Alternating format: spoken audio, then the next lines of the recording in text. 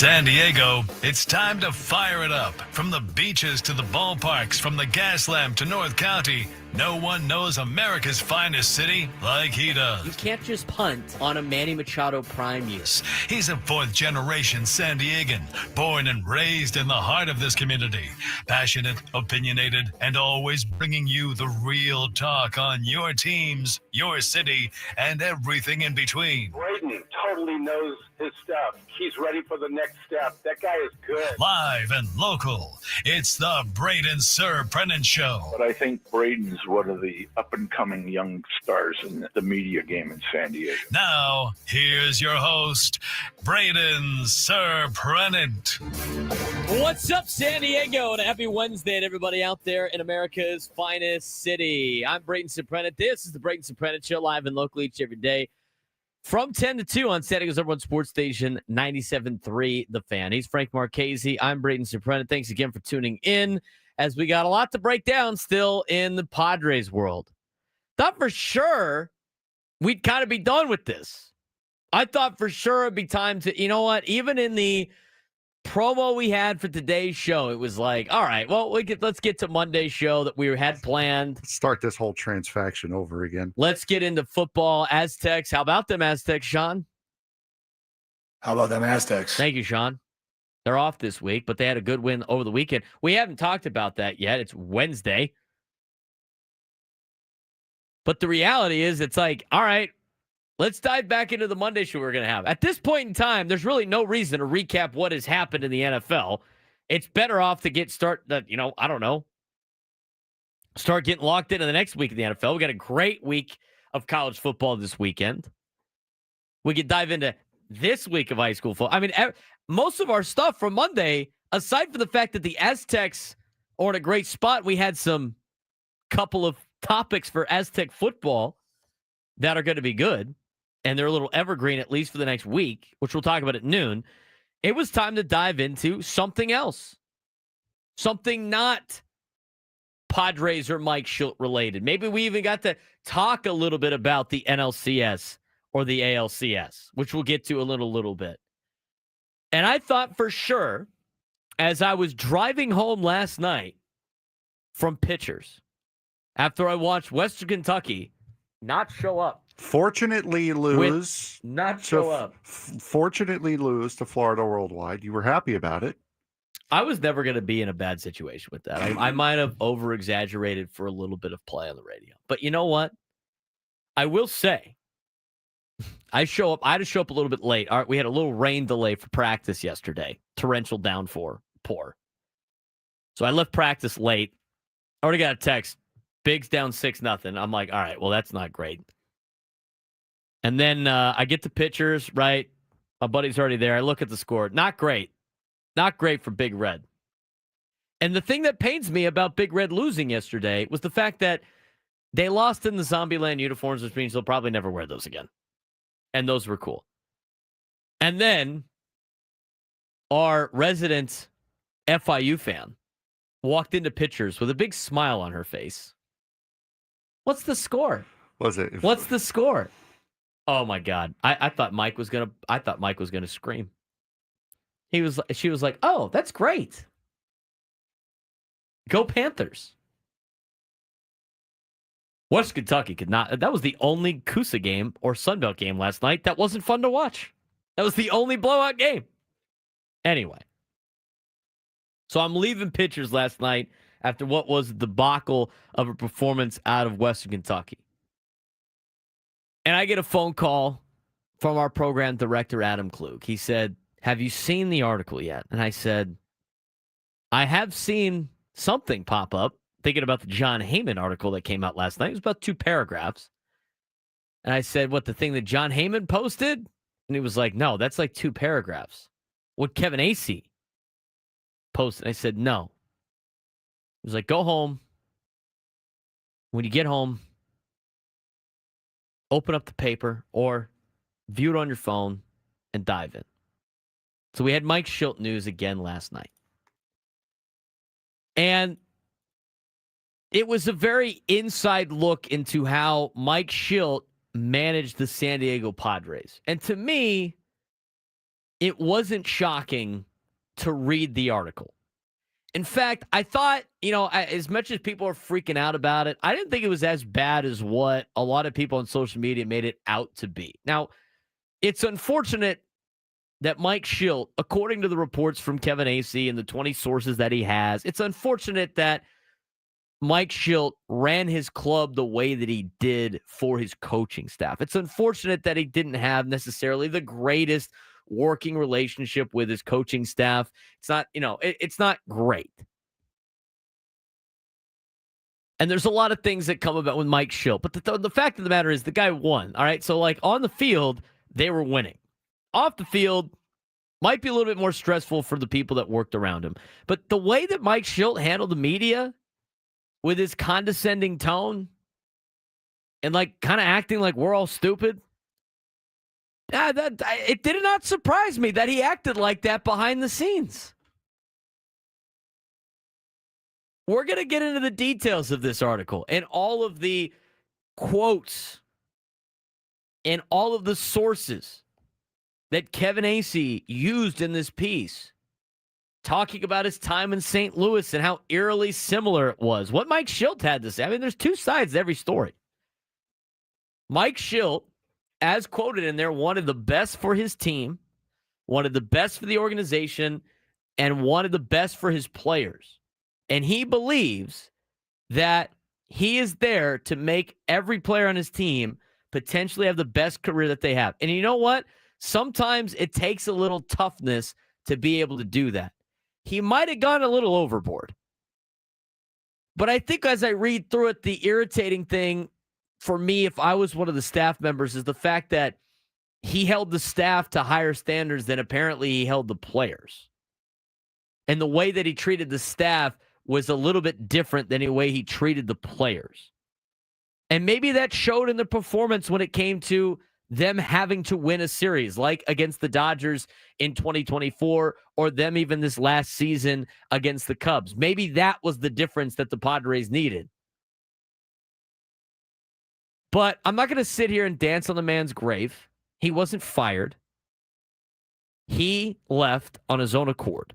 And as much as everybody still, like, reading this article last night, wants to say, like, oh, well, they paid him off, and he said all these things to get the payment. And I mean, think about everything that needs to happen in a line and get Mike Shildt to agree to all these things for you to fit the narrative that the Padres fired him. I don't understand the logic. And everybody's like, well, I talked to sources too, and they said, like, he actually was fired. Like, okay. Think about everything that would need to happen. Now, if they wanted to get rid of this guy and he didn't want to leave on his own, why would he put this much effort into having the same story and to walking away? It doesn't make any financial sense. Doesn't make any sense at all. If somebody's trying to get rid of you, you're just going to, like, do whatever they say when you have guaranteed money. I mean, it's got a lawsuit written all over it. So I'm not going to entertain those questions. Two things could be true about this situation with Mike Shildt. One, he was done. He was done trying to please everybody. He was done trying to, run a ball club the way that he needed, the way that he saw he needed to run a ball club. Okay, he could be done. And that could be true. He could have left. He could still leave on his own. He still could have left on his own accord, which I believe. That could be true. The other thing that could be true is he ran his club at a level that people around him did not like. That also could be true. Both things could be true. So just because they have this story now in this article that we're going to dive deeper into when we come back about all of these little things and these relationships that Mike Shildt had with his coaching staff and even AJ Preller that didn't seem like they were great, that could be true. And him leaving on his own can also be true. Both of those things can be true. And if you look at the way that he treated the players compared to the way that he treated the staff, I don't know. To me, that seems like a little much. But Mike Shildt, who led the Padres to back-to-back 90-win seasons and consecutive playoff berths, abruptly retired as manager, citing health, stress, and burnout. But the full picture obviously reveals a very far more complex story as laid out in Kevin Acey's article in the Union Tribune last night. Mike Shildt insists his decision was voluntary and driven by personal well-being. Numerous staffers described a very tense, exhausting workplace under a highly demanding, at times volatile manager.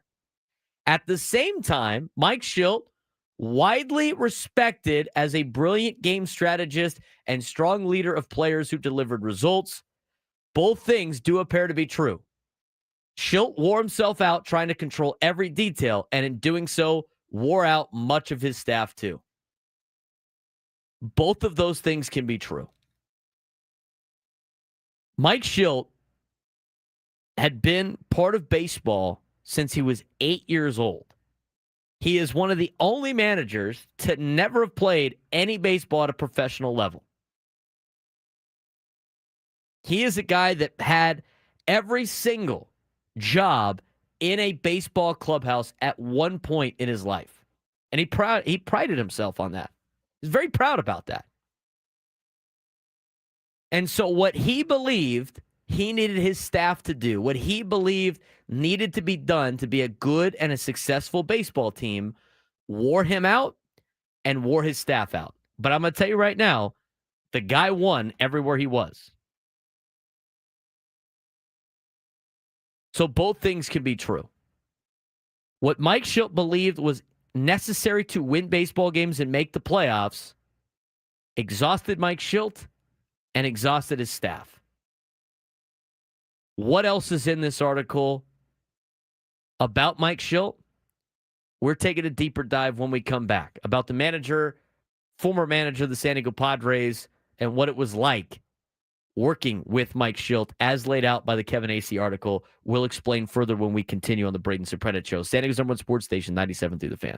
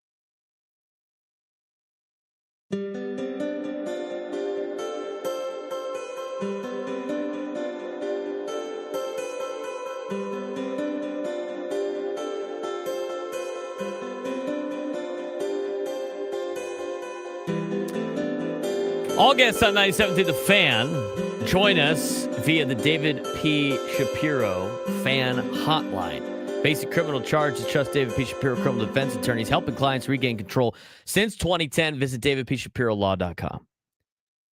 All right, it's time to get into this thing. Some people are asking in the chat, like, well, I need comparisons to this and that. Hey, did you read the article? If not, we're going to help you out here. We're not going to read it word for word, obviously, but there's a lot of things that we want to pick out of this article from Kevin Acee about Mike Shildt. Now, I do want to mention, reported yesterday, updated yesterday at 5 o'clock, Jeff Sanders had in an article in the Union Tribune. It's titled, quote, "A really attractive job. AJ Preller already receiving calls about Padres' vacant managerial position." An article that, like, all right, okay, I don't really need it. What am I going to dig into this for? It quotes a lot of things from the press conference. We were here for the press conference. I know what was said. Here's some candidates. But at the very beginning of this entire thing, as reported by Jeff Sanders. Now, I laid it out yesterday, what I would do if I was the Padres. The first thing I would do is get this guy extended as quickly as possible. I'm talking about AJ Preller. If you do not believe that AJ Preller is going to be the general manager for the long period of time, or at least during the next couple of years, then just get rid of him. Don't let him be a general manager in a lame duck era.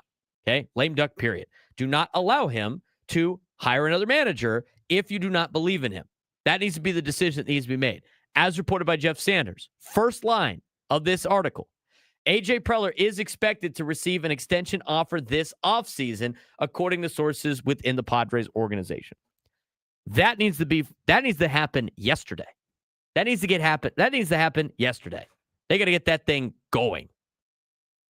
They need to get that thing going. AJ Preller cannot hire a manager until he has got his contract. But here we go.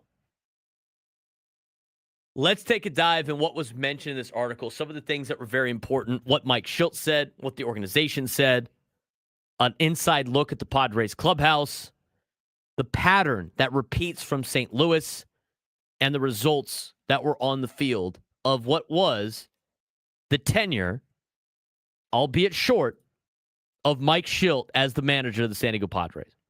And I'm going to preface this by saying, again, my opinions of Mike Shildt, I get paid to give my opinions. My opinions of Mike Shildt are he was condescending to the media. I think he handled the media poorly. But I thought he did a great job of winning baseball games. And I think he did a good job with the players. I don't know anything about his relationships with the coaches. All we're going to have is some sources here, and it's Mike Shildt's word versus their word. And to be honest with you, Mike Shildt doesn't really deny a lot of this stuff. He points out the reasons why he did the things that he did. You could agree with it. You could disagree with it. I think Mike Shildt, as a Padres manager, was a successful manager, getting to the playoffs 2 years in a row, winning over 180 games, 183 games in the last 2 years. I mean, he got the job done. Was it a little stressful? Probably. All right, let's take a deeper dive. This is what Mike Shildt said in this article. He said his decision was entirely his own, not forced or negotiated. He walked away from approximately $4 million owed to him over the final 2 years of his deal. He cited his burnout. He cited poor health and a desire for peace and better quality of life. He admitted frustration with, quote, the inability to please everybody. That was answering a question, by the way, about how other people viewed working with Mike Shildt. He defended by saying, it was his frustrations with trying to please everybody on his staff. And this goes back to him in St. Louis. He denied acting inappropriately or being abusive, but acknowledged he had, quote, high standards. Said he's, quote, walking away with my head held high and is proud of what he built. Is there anything there, Frank, that you don't believe out of Mike Shildt? I believe everything that he said right there. Like I said on Monday, there are many things that I would believe about Mike Shildt. Him being a liar is not one of them. No. Mike Shildt's going to tell you how it is. He's going to tell you how it is. I believe him when he says everything about this. Two things can be true.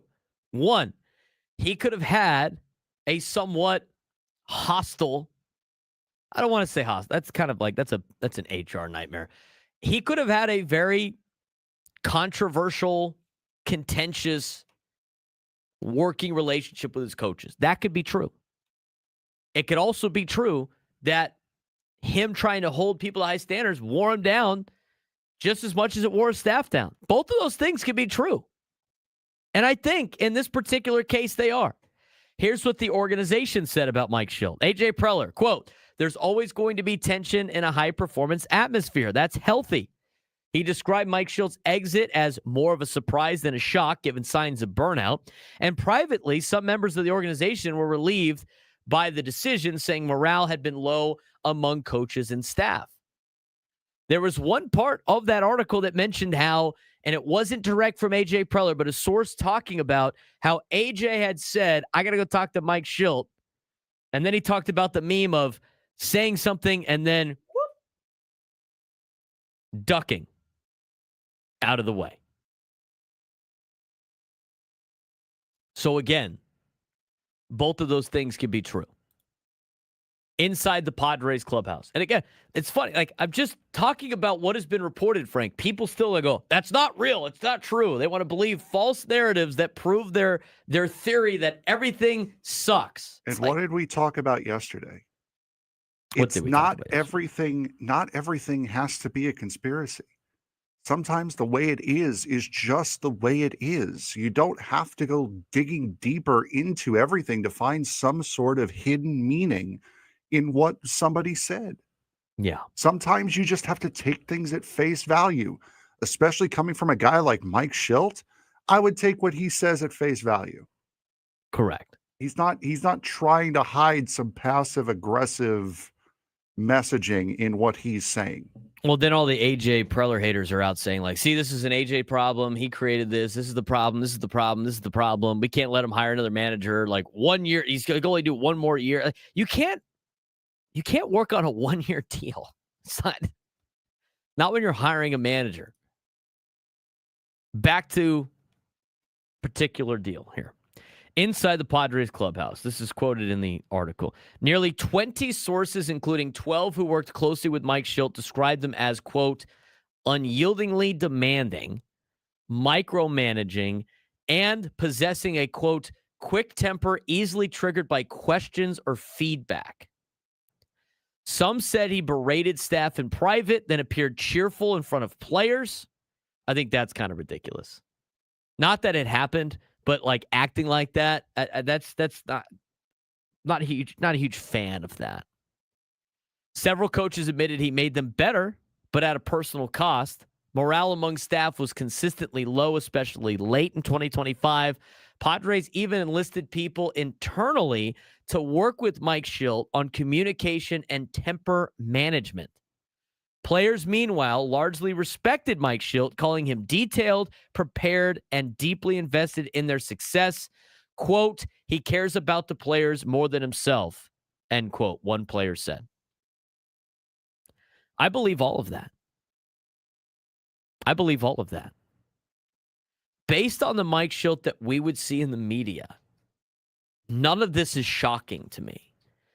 How did he act in the media, Frank?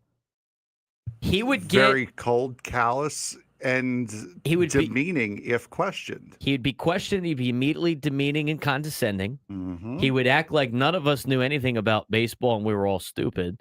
And he would get irritated. But then how would he talk about his players in the media? Always back him up. Always They never back him did up. anything Always wrong. put him on a pedestal. Always had their backs.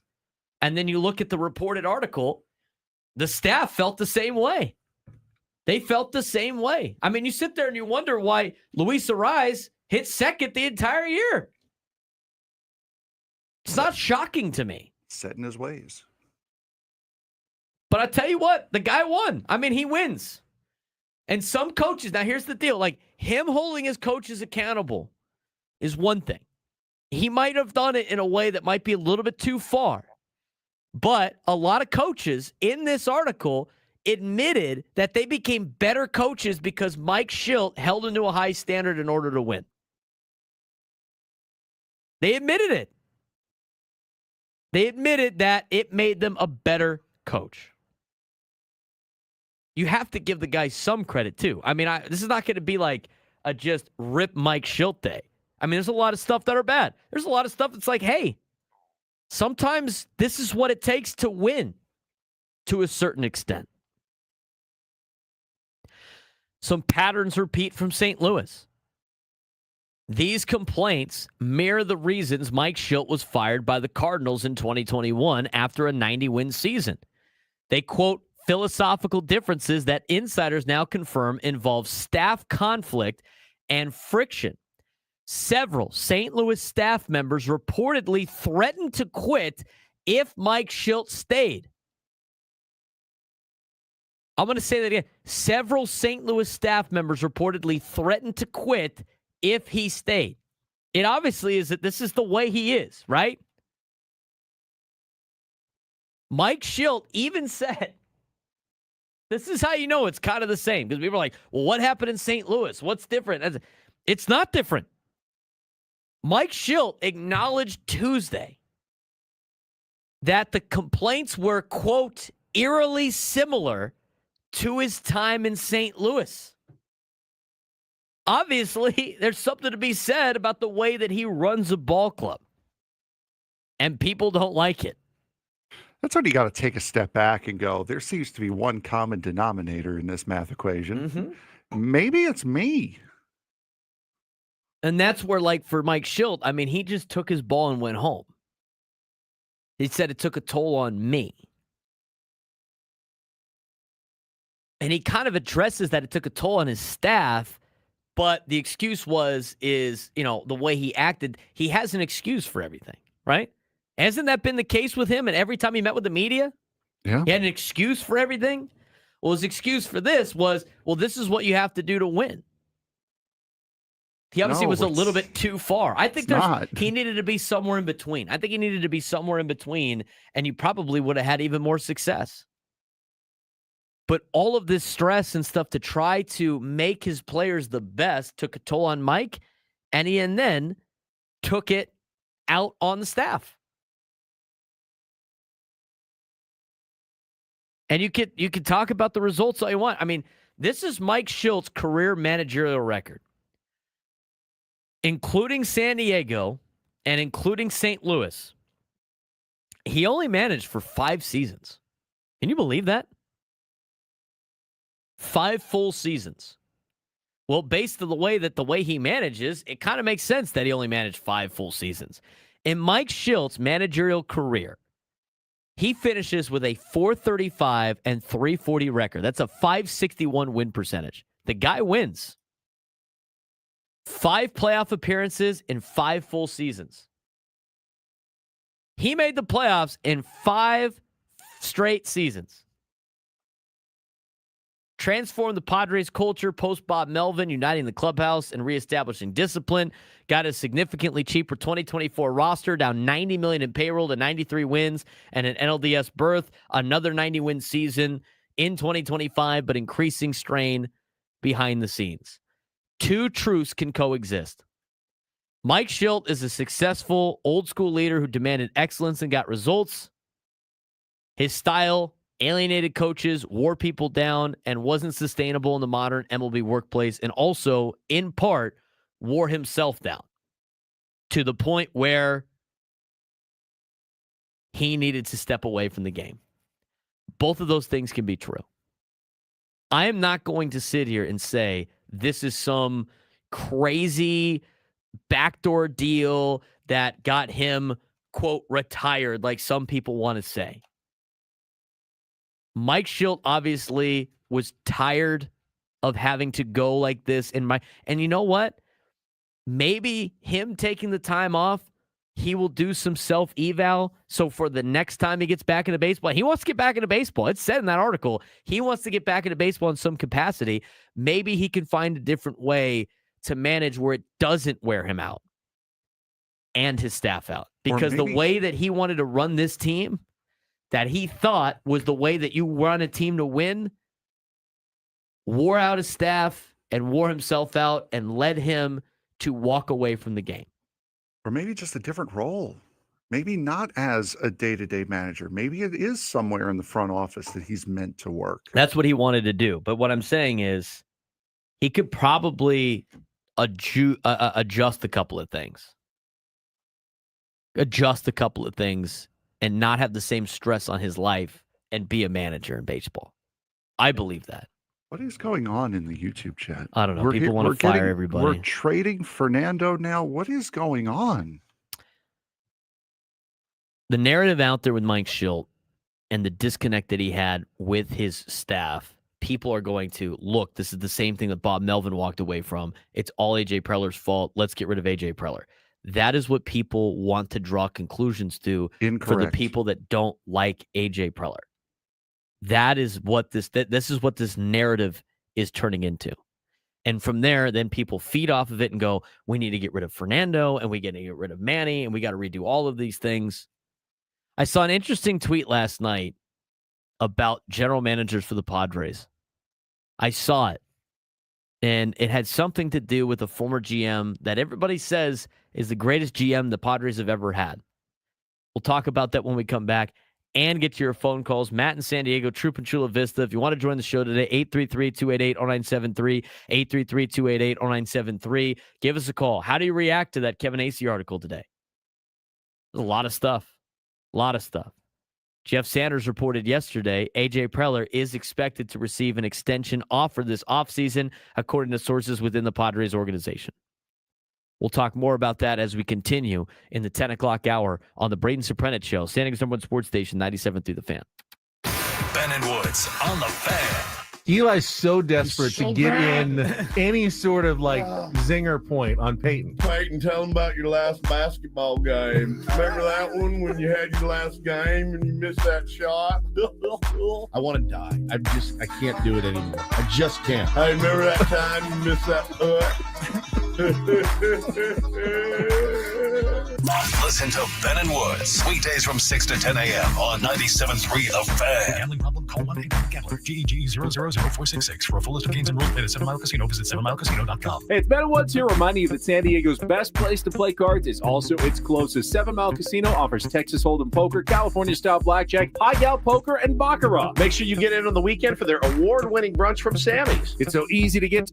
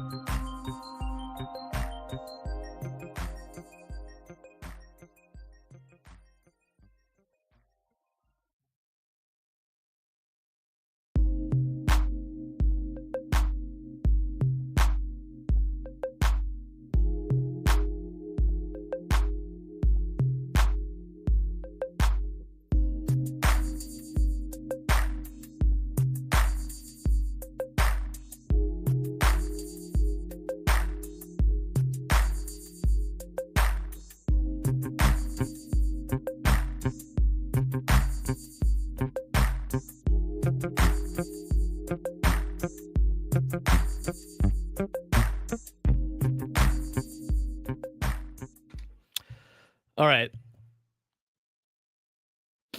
I'm trying to. We're going to get to this in a second. I'm trying to. So now that I'm part of the Sports San Diego and the Holiday Bowl Red Jackets, I need to get a red jacket. Might help. Yeah, right. I need a red jacket. Sounds like today is the deadline to order said red coat. Oh. And I've been putting off the deal. And I was like, okay, I need my exact sizes. And I was like, oh, I'll just check the jacket.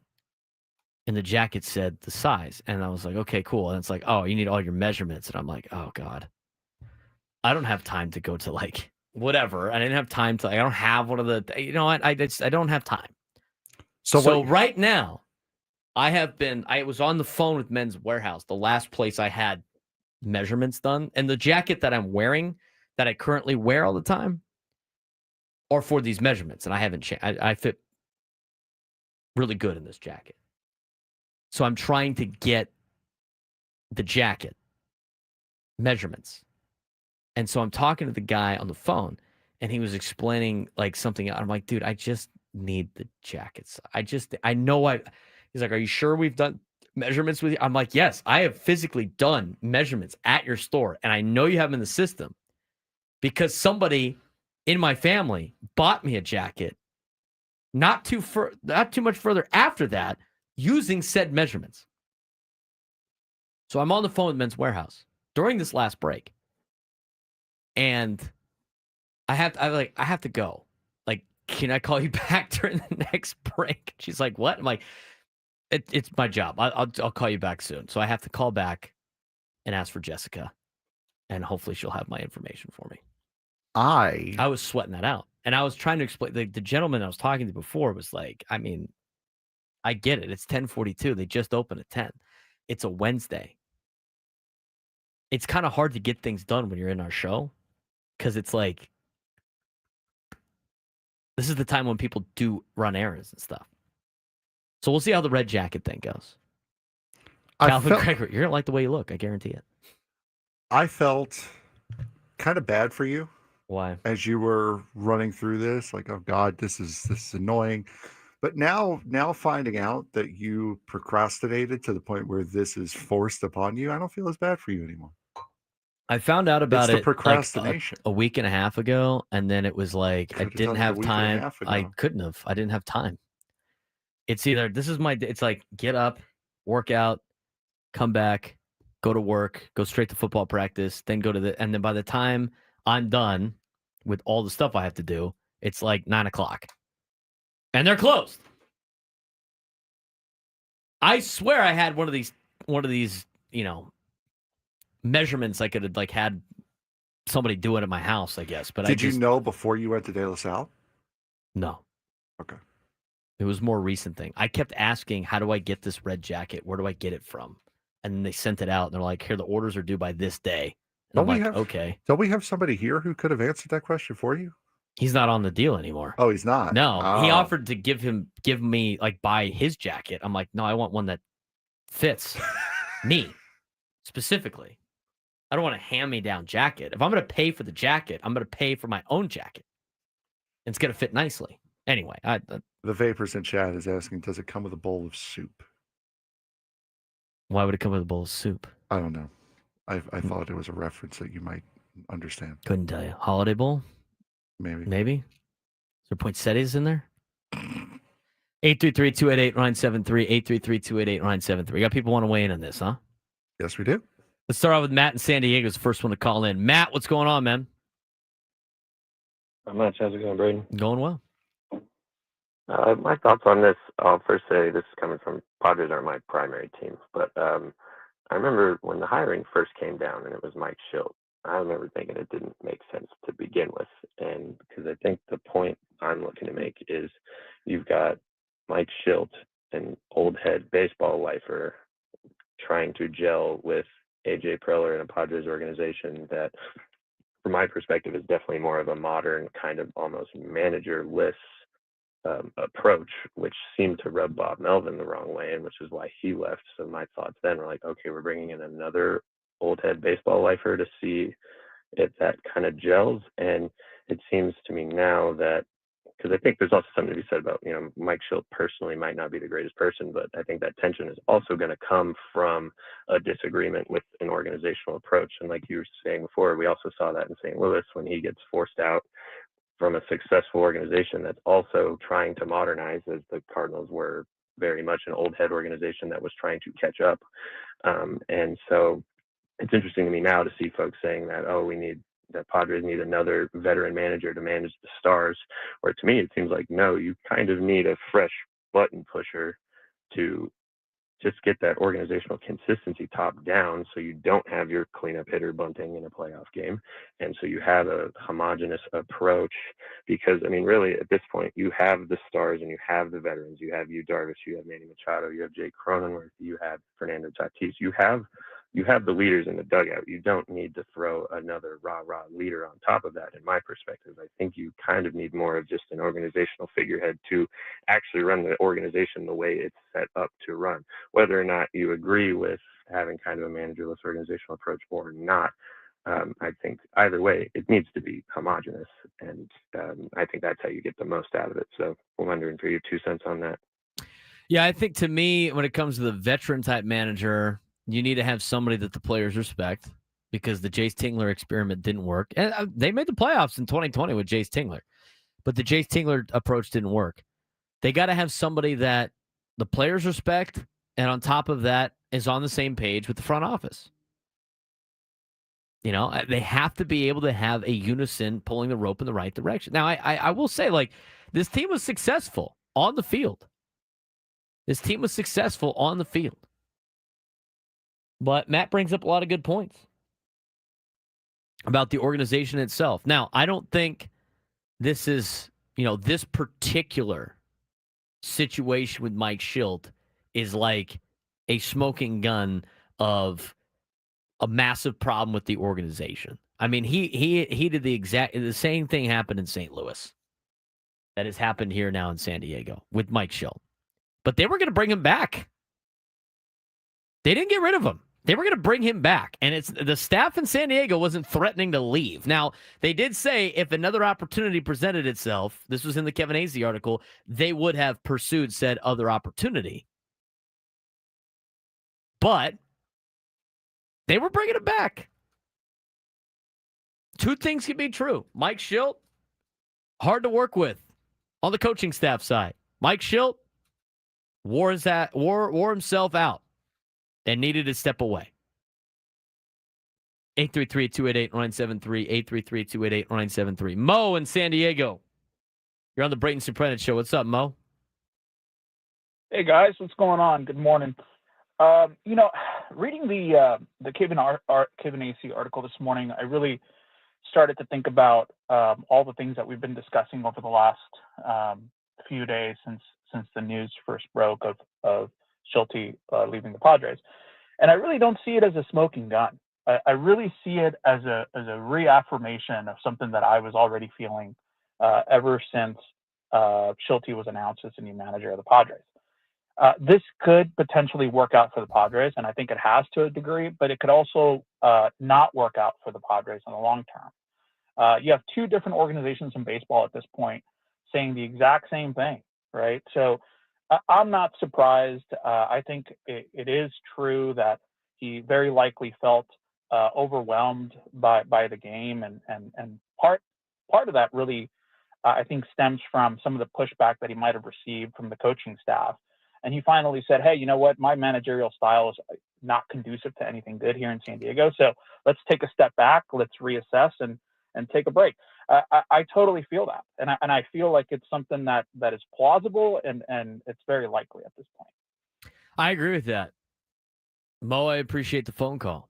I mean, I don't think this is if you think about it, because everybody's freaking out right now that the Padres have had all these different managers. And we talked about this on Monday, Frank. We talked about it on Monday. The last two managers, I don't think you could throw into this equation of like, nobody can work with AJ Preller and this is all a problem and yada, yada, yada, yada. I honestly, I think this is going to sound really, really careful what you say, kiss assy, but I think the last four generally should not be really thrown on Preller, because the first two. No, one should be thrown on Preller. The first. Jace Tingler's the only one that should be thrown on Preller, in my opinion. Okay, fair enough. He swung and missed on the Jace Tingler thing by getting somebody that's going to follow what he does, his buddy from Texas, that the players didn't respect. That one's on. I can't give AJ Preller the benefit of the doubt on the Tingler thing. But as you're saying, I know where you're going with this. AJ Green was never meant to win. Andy Green. He was never expected to win. He was never meant to win. Those teams were god awful. No, he was wearing it for 3 years. He was going to wear it for 3 years. Exactly. And the last two left. Correct. So he's really only hired two managers. This is his third in 10 years. If you really want to look at it that way. It's not like they didn't get fired. No, it's not like it was a disaster and they had to fire both of them. If that was the case, AJ Preller would be gone right now. The more and more you look at it, it's less managerial malpractice and more of it's just the way it happens sometimes. Mm-hmm. I'd agree with that. I mean, the other thing, we talked about the staff yesterday. The staff is basically the same staff as it was with Bob Melvin in his first year in 2022, which, by the way, had a lot of members of this staff had not a lot of major league coaching experience. And they had one with Bob Melvin and with Mike Shildt. I mean, I look at this as one regime of a coach, because it was Bob Melvin and his staff, and Mike Shildt was on that staff with Bob Melvin. At some point in time, he was. And he was part of the organization. And in the 4 years of Bob Melvin, 22, 23, 24, 25, in the 4 years with Bob Melvin through Mike Shildt, they made the playoffs 3 times. Mm-hmm. Nobody's getting fired for that. No. In baseball. Unless you're spending $400 million on a payroll. Right? So this is not the same as these guys failing. Why is it revisionist history to bring up the fact that a guy had god-awful teams? That guy doesn't like AJ Preller. That's the only reason why I'm saying. No, and that's fair. I've had my gripes with AJ Preller that I've mentioned over the last couple of years. You can't blame the fact that one guy quit because he went to take his dream job to manage the San Francisco Giants, his childhood team. Right. And it was an opportunity to do so. And you can't blame AJ Preller for a guy who just wanted to step away from baseball for a while. And by the way, just regroup. As much as you want to say, well, this is the Padres organization and it's stress. He did the same thing in St. Louis. Exactly. The same thing happened in St. Louis. I honestly, and look, man, we have criticized AJ Preller a lot on this show. Yes. I can't throw him under the bus for this. I can't do it. I'm a fair guy. I'm going to be fair. He made it a god-awful team. How did he make it a god-awful team? You've been to the playoffs the last 4 years. They've made the playoffs 4 out of the last 6 years. Do you want to go back to being the blue Padres? Do you? I mean, you can't sit there and say that AJ Preller is the reason they don't win a World Series, but then say he's not the reason they've made the playoffs. You can't say this. You can't do the same. You can't say that. You can't try to finagle your argument that way. Has AJ Preller made all perfect trades? No, nobody has. But to say that he's the reason for this, like why they haven't won a World Series yet is beyond me. I mean, everybody talks about Kevin Towers and what a great general manager Kevin Towers. Kevin Towers is a great man. But if you start looking at like how much time he was as a general manager, people are just like, well, he didn't have the money. I mean, he is widely recognized as the greatest general manager in franchise history. He had 9 out of 15 losing seasons. More of your phone calls when we come back. Braden Surprenant Show. Standing up at Sports Station 97 through the Fan.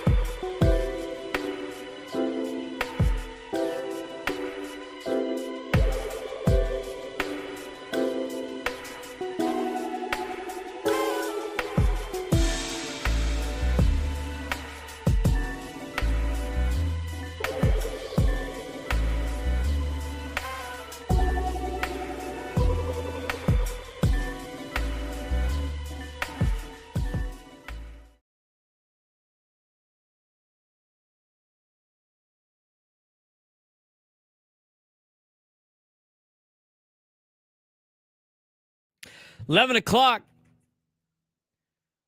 on the Braden Surprenant Show. Live and local each every day from 10 to 2. Static Number Sports Station 97.3, The Fan.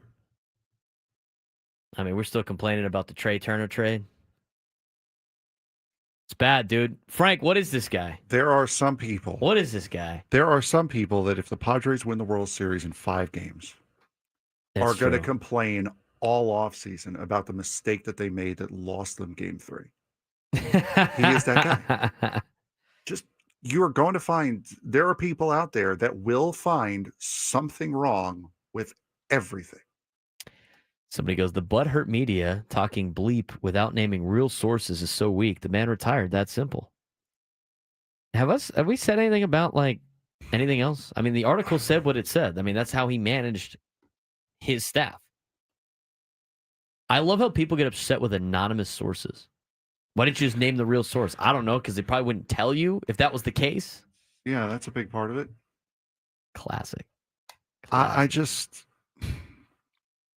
I don't understand it. I really don't. People hear what they want to hear, infer what they want to infer. I don't understand. Listen to the words that we are using.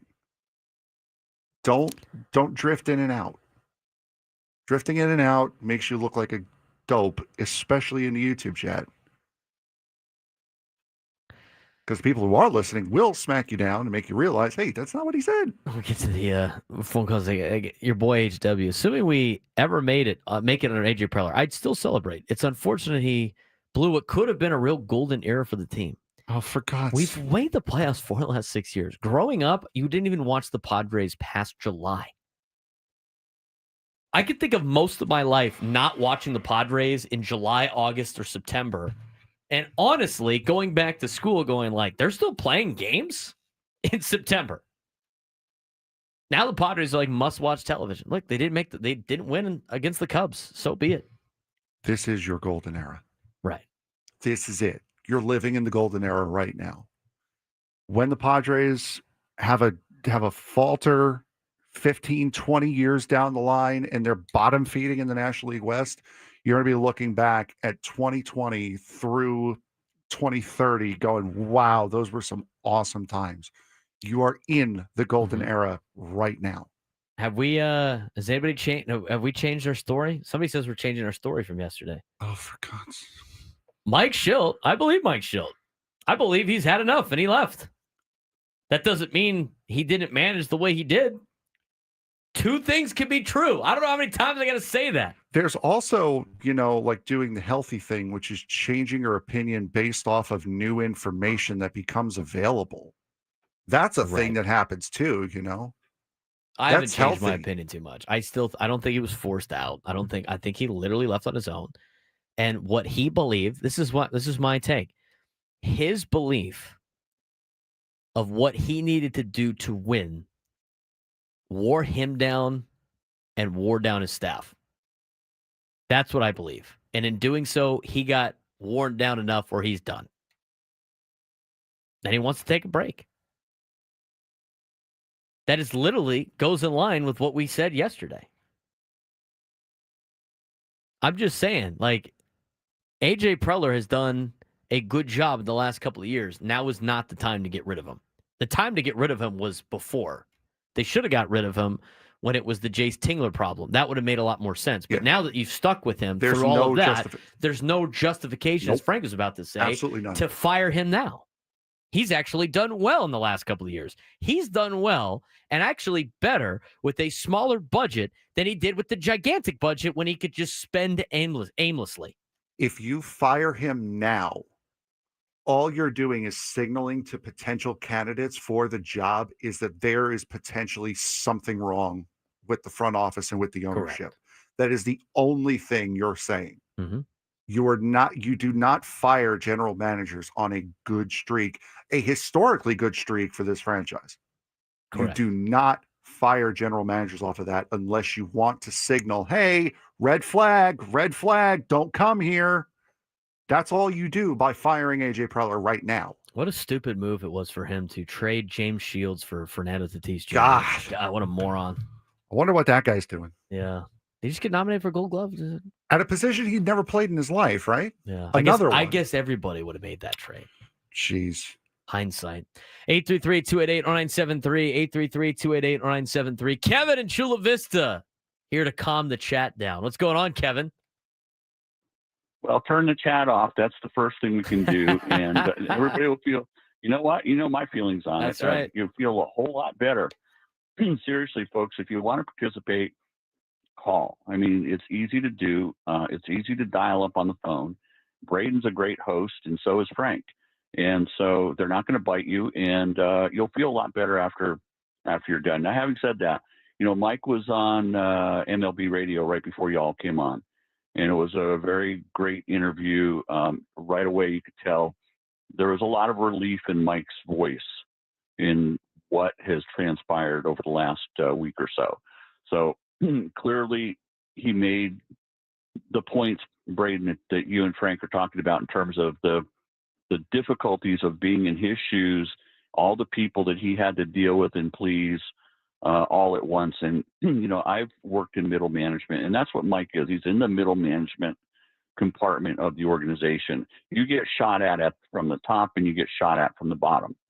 So I understand completely his feelings at this point, and you get to the point where you're sick of it. And with the prima donnas that he has to deal with in the clubhouse to the egomaniacs that you've got to deal with up in the front office, it's a hell of a deal. And I feel badly that it worked out the way it did. Now, Frank, I'm going to disagree with you on AJ. What AJ has not done is create an environment top to bottom that is supportive enough to sustain managers here for whatever reason. I don't care about the one-loss records or anything like that. When you're burning through managers, it suggests that you've got problems in your front office and how it's out of sync from top to bottom. You've got problems here in this dugout, and it's been well documented behind the scenes. You've got issues here that you've got guys that you've paid a hell of a lot of money for, and you've gotten far too short of the results from what we were promised. AJ's got to deal with that, and he needs to, and he isn't. And to dump it all on a manager and say, okay, it's your turn, you handle it, I got you the players. Well, look, some of those players now are getting up in age, and they are suspect in their attitudinal approach to a lot of things that we need to talk about. We need to have conversations about, because we cannot continue to rinse and repeat. That's all I got for you today, guys. Thanks. Kevin, appreciate the phone call. No, you can't. But at this point, he's done a well enough job in the last 2 years to get him the extension that he needs. I mean, you're evaluated based on results. You're making the playoffs, which is something this organization could not do before this ownership and AJ Preller had showed up. And there is something to be said about the point that he brought up. I mean, if the culture was good enough that Bob Melvin said, you know what? Yeah, that is an opportunity for my dream job, but I'm not going to take it. Yeah, there is something to be said for that. There absolutely is. But again, it's not like it was good results. He decided to leave. That's a thing that happens. Mm-hmm. It is. I think AJ Preller's done a fine job the last couple of years. I mean, I just feel like people think that the next thing coming in is always going to be better, and it's not always going to be the case. Just ask a lot of other teams that have done that in the past. 833-288-0973, 833-288-0973. Troop in Chula Vista. What's going on, Troop? Hey, what's up, guys? I just maybe have an idea of, I mean, we haven't really changed the coaching staff, like you had said, all that much in the last few years. But, like, maybe they're just too soft. I mean, in all honesty, the same issue happened with Shildt that did with Melvin. That somehow things get leaked that they're too tough. They're not good enough. When is that going to stop? Maybe our mentality shouldn't be, oh, poor us, we got yelled at, and we're being held accountable for our job. And maybe it should be, hey, let's let this manager do his stuff and stop crying to management. Kevin had said he was middle management. I'm middle management. Maybe they shouldn't skip the line and go up. Maybe they should actually address it, because if these are the same guys and we have the same soft clubhouse, maybe the culture is based off of them going behind his back, complaining about him to the players to get them riled up. That crap happens in regular corporate America. Why wouldn't it happen in a Major League Baseball team? So that's all I got. I mean, you can't pin it all on him, but like, seriously, Preller's done a good enough job, but maybe he needs to start getting some thick-skinned employees to work for the club. That's all I got. True. Appreciate the phone call. Anyway. I mean, there should be something said about that for sure. But at the same time, like, I don't know how it is down there. I mean, I don't, I could handle a lot of yelling. I don't get like upset with being yelled at. I'm not like, I played football my whole life and stuff like that. So like, it's not a problem for me, but for a lot of people it is. And for a lot of millennials, it's definitely a problem. Millennials cannot take any type of yelling whatsoever. And neither can Gen Z. So maybe that is part of the problem. But I don't know. I'm not down there. Again, I still think Mike Shildt leaving is not an indictment on the organization as much as Mike Shildt was done with the way that he was doing things. 833-288-0973, 833-288-0973. Continue the conversation about this, some other things that played out with that potential or with that article. And here's another thing. We'll take your phone calls on this news. But I saw something from Jeff Passan yesterday. The afternoon show talked about it. I think it's interesting how the NLCS could shape the future of Major League Baseball. We're going to dive into that, too, when we come back on the Braden Surprenant Show, San Diego's #1 sports station, 97 through the Fan.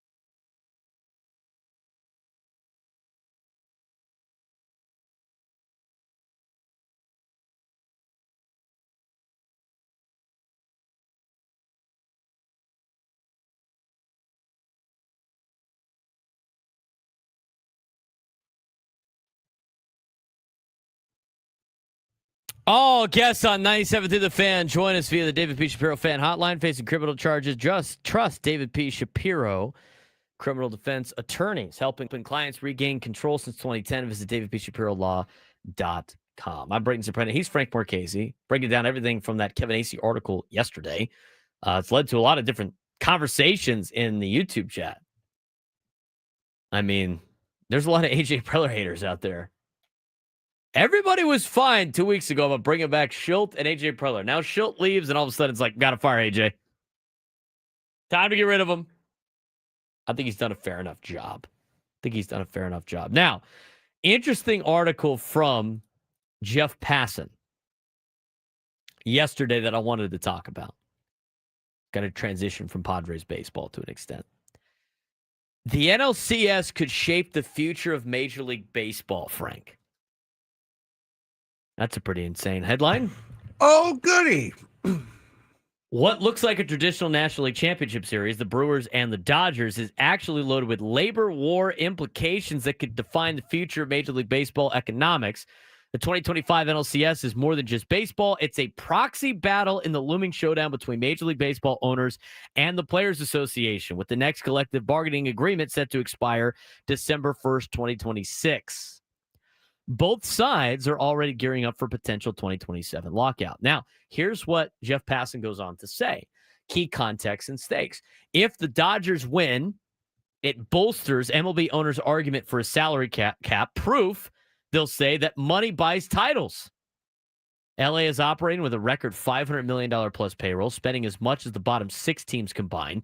A back-to-back World Series win would give MLB ownership leverage to say spending must be, quote, controlled for competitive balance.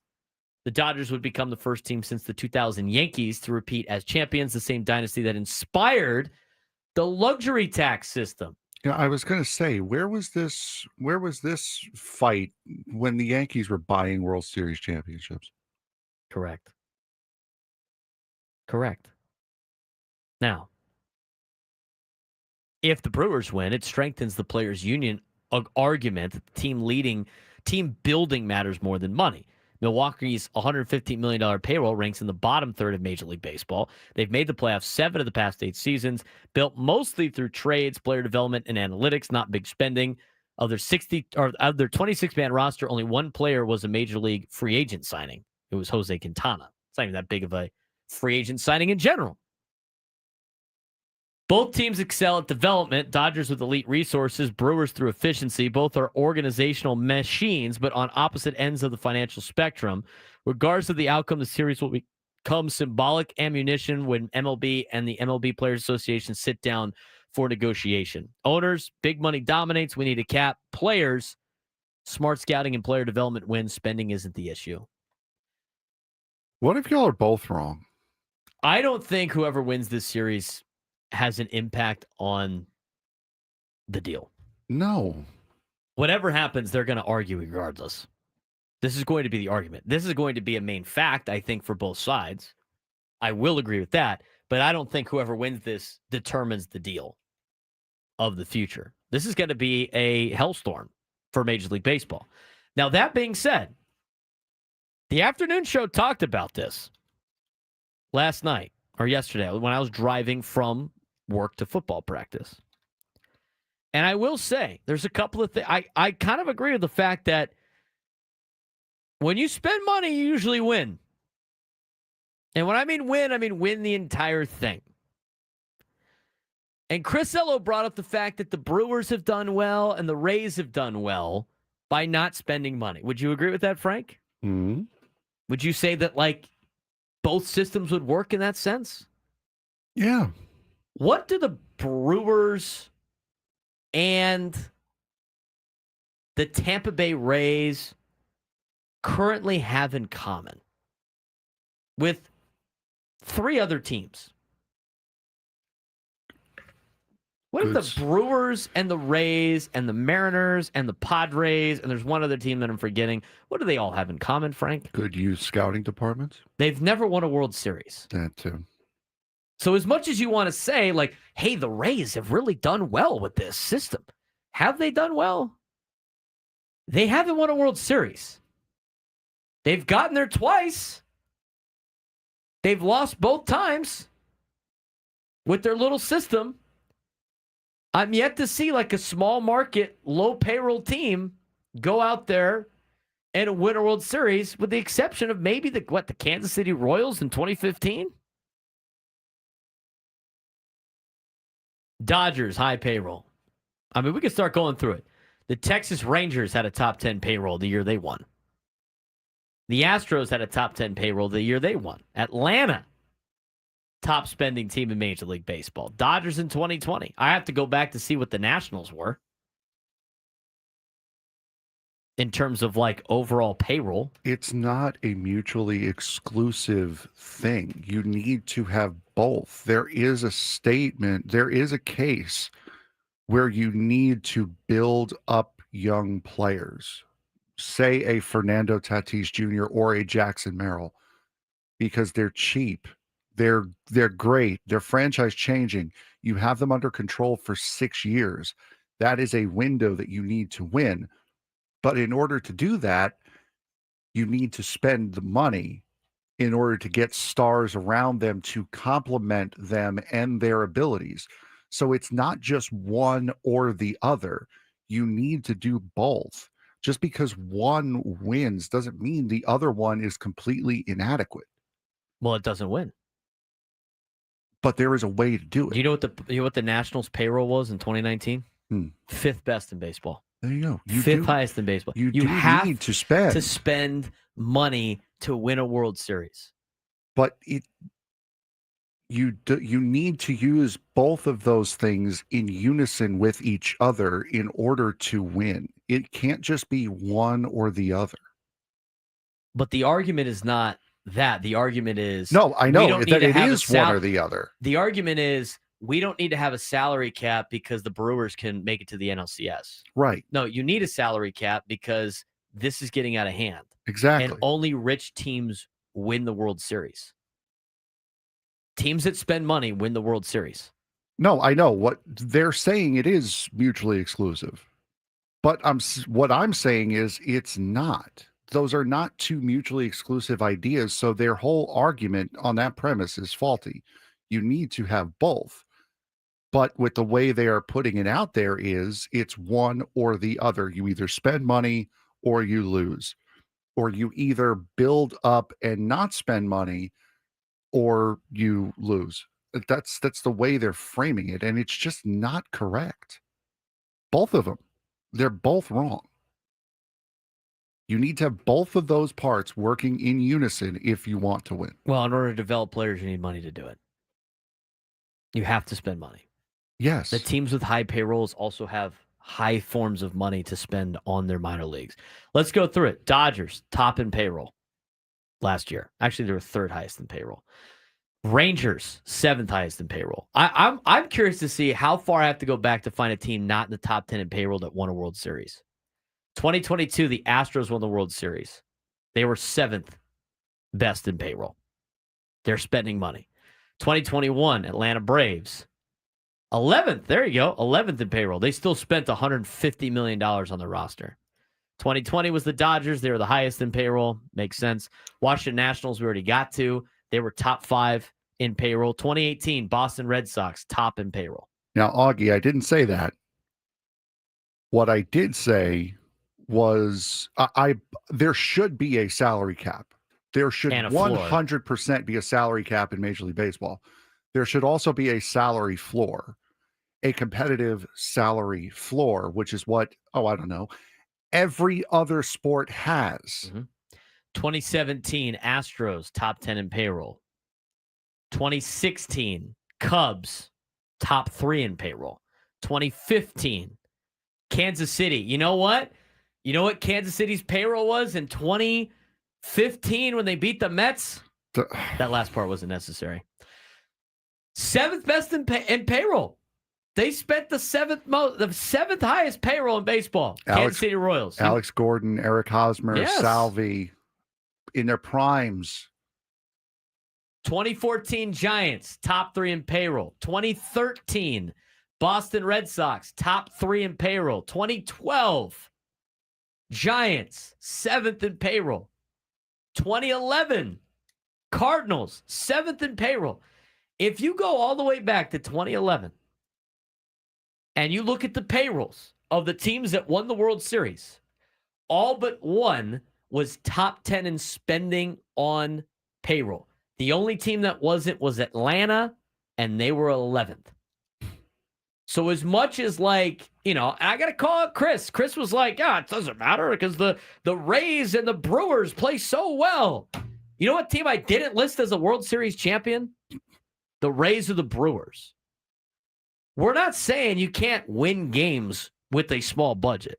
But what I'm saying is if the entire point of the sport is to try to win a World Series and you have to be top 10 in payroll in order to do so, you need to have limitations on payroll. And you should probably get everybody to start spending around the same amount of money. Should probably start and the rules that the Dodgers have are ridiculous. But at the same time, this is what makes the NFL great. You got a market like Kansas City winning Super Bowls all the time. They can compete with everybody because everybody's playing by the same rules. Salary floor, salary cap. Floor, salary ceiling. They need both of those things. You've had the Stanley Cup championship in Sunrise, Florida these last couple of years. They have some type of cap, don't they? You're the hockey expert. Yes, What's their cap? They do have a cap. It's like $90 million. Yes. Everybody's got some type of cap except for baseball, and they don't want to do it because we've always done it this way, and the players are going to get hosed. And it's like, players getting hosed? Are you kidding me? They have a cap of $90 million and I think a floor of 65. So it's a tight window that you have to work in the NHL. I think the reason why they would not get a salary cap, and people always go, it's the players, it's going to be the loser teams like the A's that don't want to have a floor. Because I bet you teams and I don't know, I'm just guessing, but I would imagine a lot of teams in baseball that are near the top in spending wouldn't mind a salary floor. When I become supreme ruler of the world.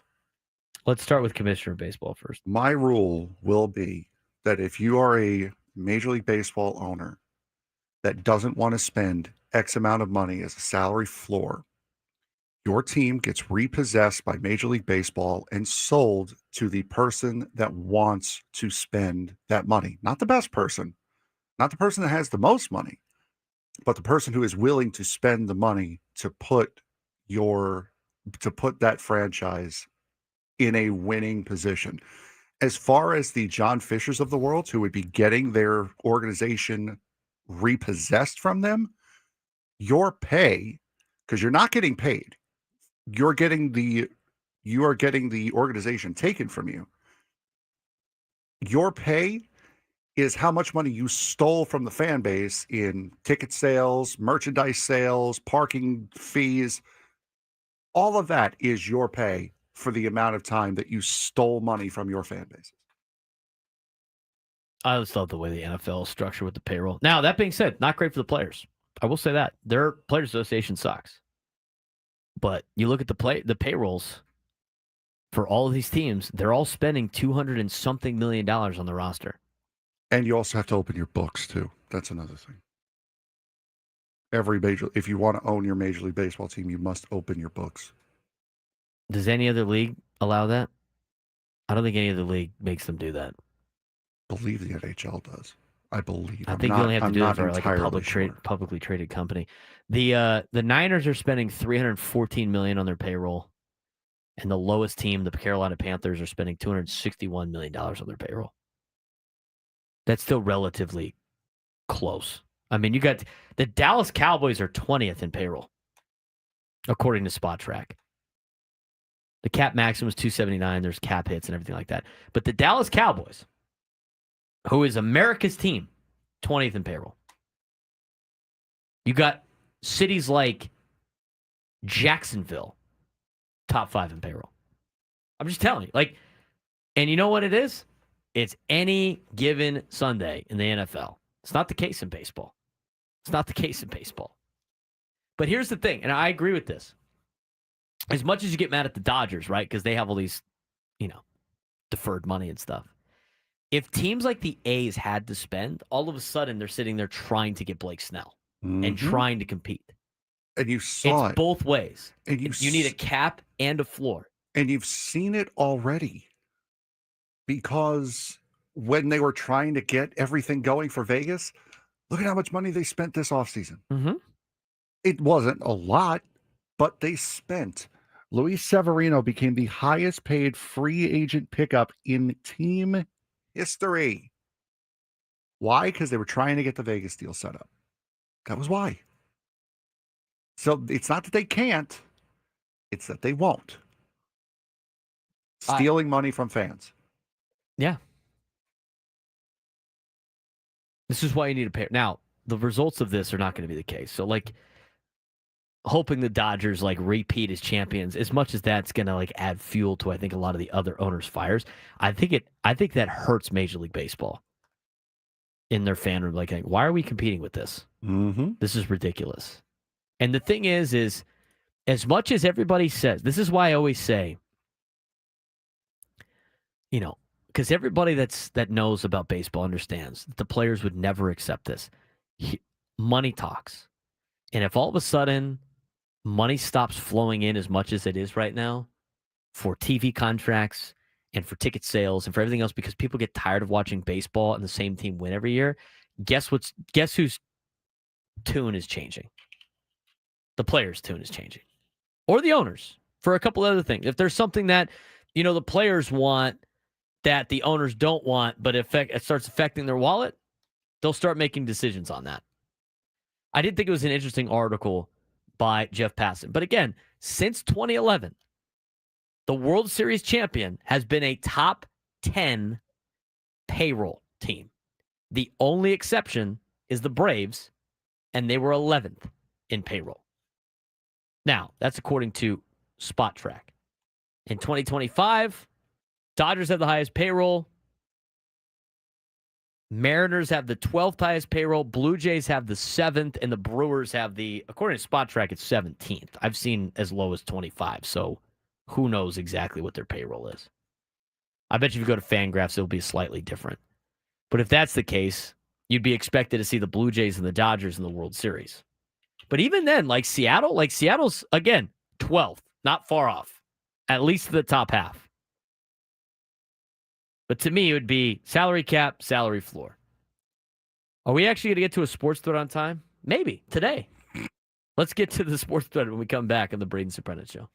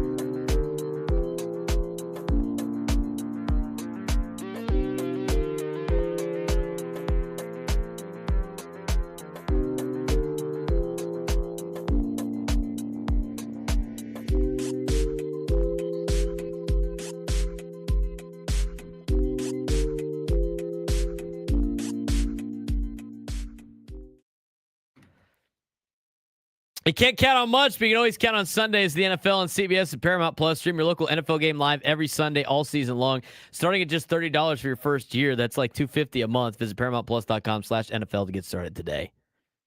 No NFL. We might. I mean, who knows? We're definitely getting an Aztec football next segment. Yes. I'm excited for that. I've been waiting for 3 days. Yeah, we've needed to give them their flowers, and we finally will in the next hour. Bat fan 1. Raise your hand if you saw the Padres play before AJ was general manager. Yeah. Do you remember those days? Yeah. I remember watching Christian Villanueva be the best player on the team for a little bit. Third baseman of the future. Jose Castillo was going to be the closer of the future. I mean, do I need to pull up the lineups that Josh Burns put together? AJ Preller joining the organization and Channel 4 San Diego disappearing. Coincidence? Coincidence? I think not. That's right. That's a great Incredibles reference there, buddy. I remember the days of Logan Forsythe playing second base. He ended up having a decent career. Remember the days of Jed Jerko being the star of the future. They gave him a big contract. They did, and then shipped him promptly off to St. Louis. Some of us had to watch Jason Bartlett and Orlando Hudson play as the double play combination. Remember all the promises they made about Cameron Maben? You want to look at the lineup we had in 2011? Yankee broadcaster Cameron Maben. How about the team that they had the year before AJ Preller took over? Nick Hundley, Yonder Alonso, Jed Jerko, Everett Cabrera, Chase Headley, Carlos Quinton, Alexi Amarista, Will Venable, great man, Chris Denorfia, Jesus Guzman, Kyle Blanks, 37-year-old Mark Kotze, Ronnie Cedeno, Yasmani Grandal. Ronnie Cedeno, wow, he was still playing? Ronnie Cedeno played 38 games for the Padres that year. Tommy Medica. We thought Tommy Medica was going to be a stud. What about Padres shortstop Pedro Siriaco? Bless you. Jeff Decker. Cody Ransom. John Baker. This is all on the same 2013 team, by the way. Eric Stoltz. Andrew Kashner, Edison Volquez, Jason Marquis, 34-year-old Jason Marquis, Ian Kennedy, Robbie Erlin, Clayton Richard, Birch Smith, Tim Stoffer, Sean O'Sullivan, Thad Weber, Anthony Bass, Dale Thayer, Brad Boxberger, Luke Gregerson, Miles Michaelis, age 24, Houston Street, Brad Bach, Joe Thatcher, Nick Vincent, Tommy Lane. What about the 2002 team when you only had 5 players with a WAR above 1.0? Was that their worst year ever? I can't remember. They went 66 and 96 that year. Sounds like a below 500 team. That was under Bruce Bochy as well. Hey, man, payroll then. Different. You bring in any general manager with this payroll, he wins immediately. You had a 28-year-old Wiki Gonzalez. I think was the worst year 03? When they were 64 and 98? 36 and a half games out of first place? What a team. A young Oliver Perez. Wow. I'm just saying, he hasn't scarred me for life. If it's both the same, you're not going to win a World Series. Let's put it this way. You're not going to win a World Series. Would you rather be the team that just never even makes the playoffs, or the team that makes the playoffs 4 of the last 6 years, knowing you're not going to win? Would you rather just be the loser team that just never wins? I mean, that's what it's just, I don't know. There's a lot of things to complain about for the Padres, but saying that this is an awful era of Padres baseball is just so unfounded because people want to be miserable. Brian Lawrence was your frontline starter. Went 7 and 15 in 2005. People are arguing with each other in the chat. Let's get to the sports thread. Let's do that.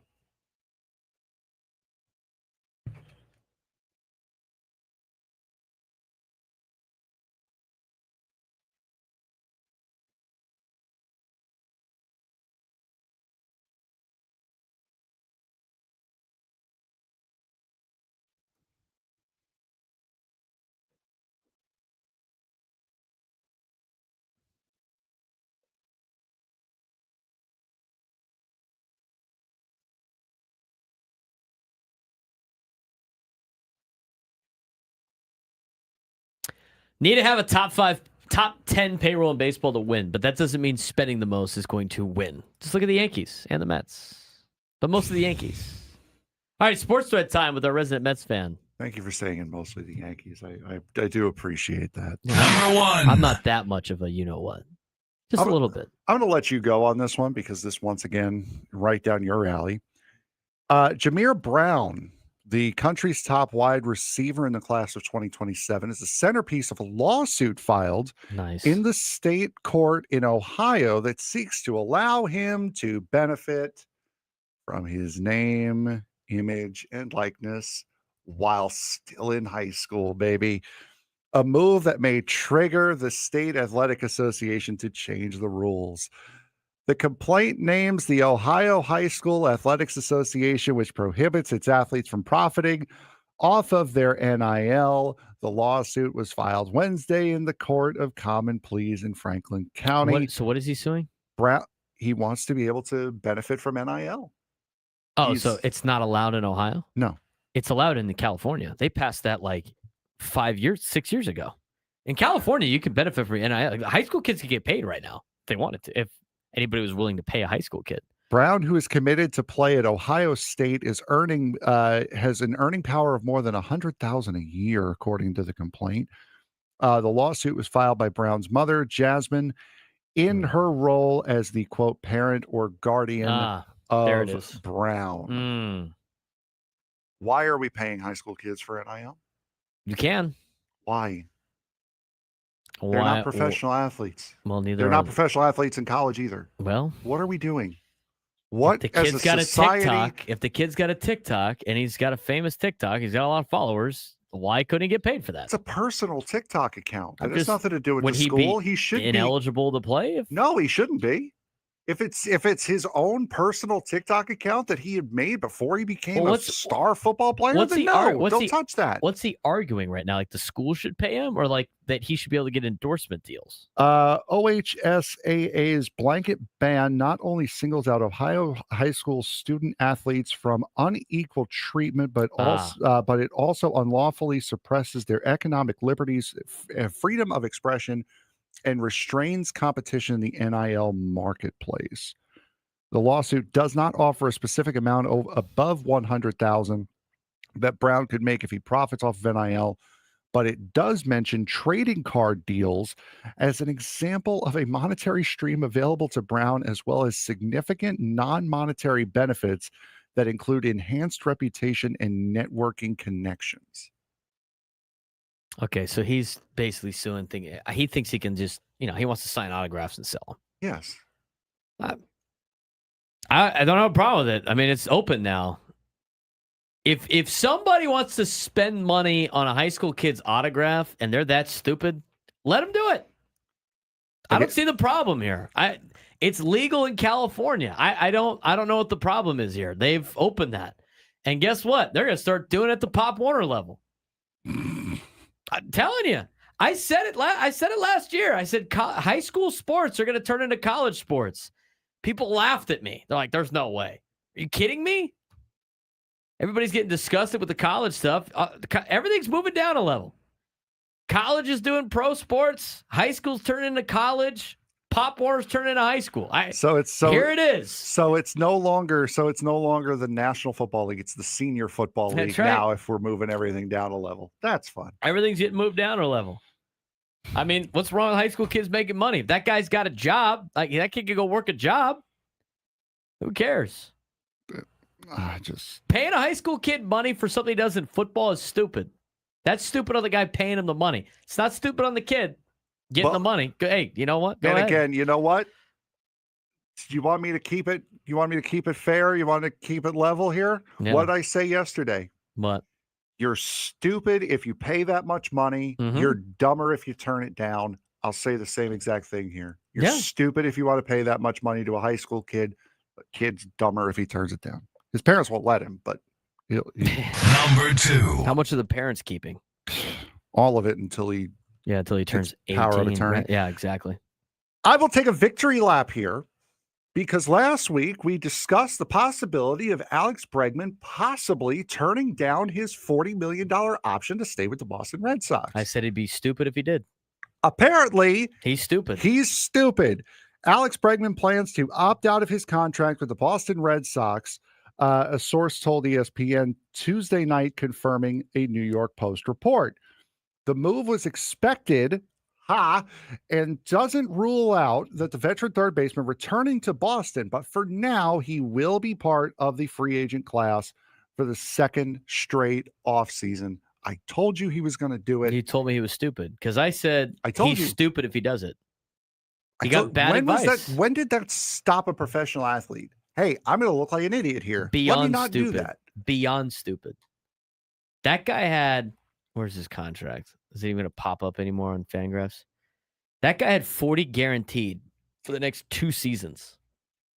He's probably doing it for, quote, stability. What, is he going to, like, take a pay cut and then, like, just to have it longer? He's going to be 32 years old next year. What does he think he's going to get? An 8-year deal? They're going to pay him till he's 40? If I'm the Red Sox, I'm not even, like, close to offering him a contract. These guys want long-term, big money deals. Pete Alonso's looking for 7 years. Alex Bregman minimum. Played worse this year than any other, than most of the years of his career, and now he wants more money. He wants to make more than Aaron Judge. Who's going to give him that kind of money? Whoever pays him more than $40 million a year is stupid. They should be fired immediately. It's stupid. They want big money, long-term deals. That's why I saw it in the chat earlier today. Give Schwarber 2 years. He will never take 2 years. Doesn't matter how much money you give him. Doesn't matter how old he is. They want the long-term financial security. They want long-term deals. Didn't Pete Alonso outplay Bregman this year? Yes. He wants Bregman 7 years minimum. Is he going to get 7 years, 50 a year? Not 50. Well, if Alex Bregman's getting 40, why wouldn't Pete Alonso get 50? It's going to come to a point where these organizations are like, I'm not paying this. Exactly. But I would not be surprised if Alex Bregman is not signed when spring training starts. You know what would help with that, actually, ironically enough? A salary cap? A salary cap. Salary What do you floor. know? That's why these guys don't want a salary cap. It prevents guys like Alex Bregman from, getting screwed that he has to get paid $40 million a year when he could be making $50 million a year. God. Mark Nimitz in the chat just nailed it. Done.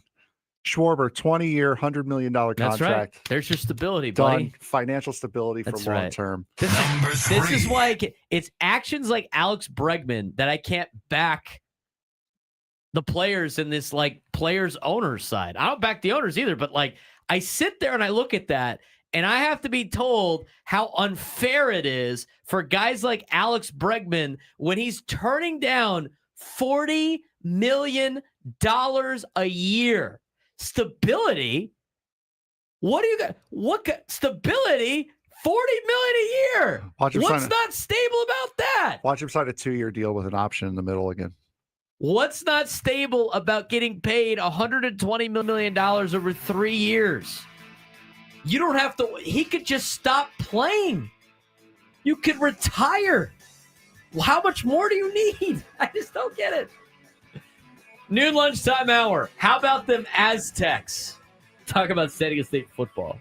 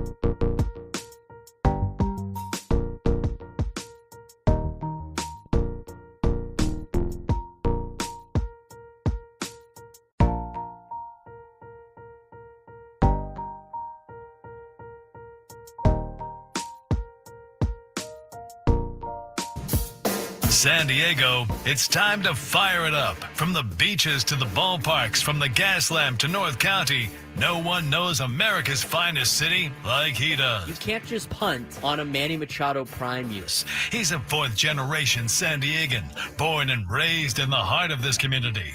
Passionate, opinionated, and always bringing you the real talk on your teams, your city, and everything in between. Braden totally knows his stuff. He's ready for the next step. That guy is good. Live and local, it's the Braden Surprenant Show. But I think Braden's one of the up-and-coming young stars in the media game in San Diego. Now, here's your host, Braden Surprenant.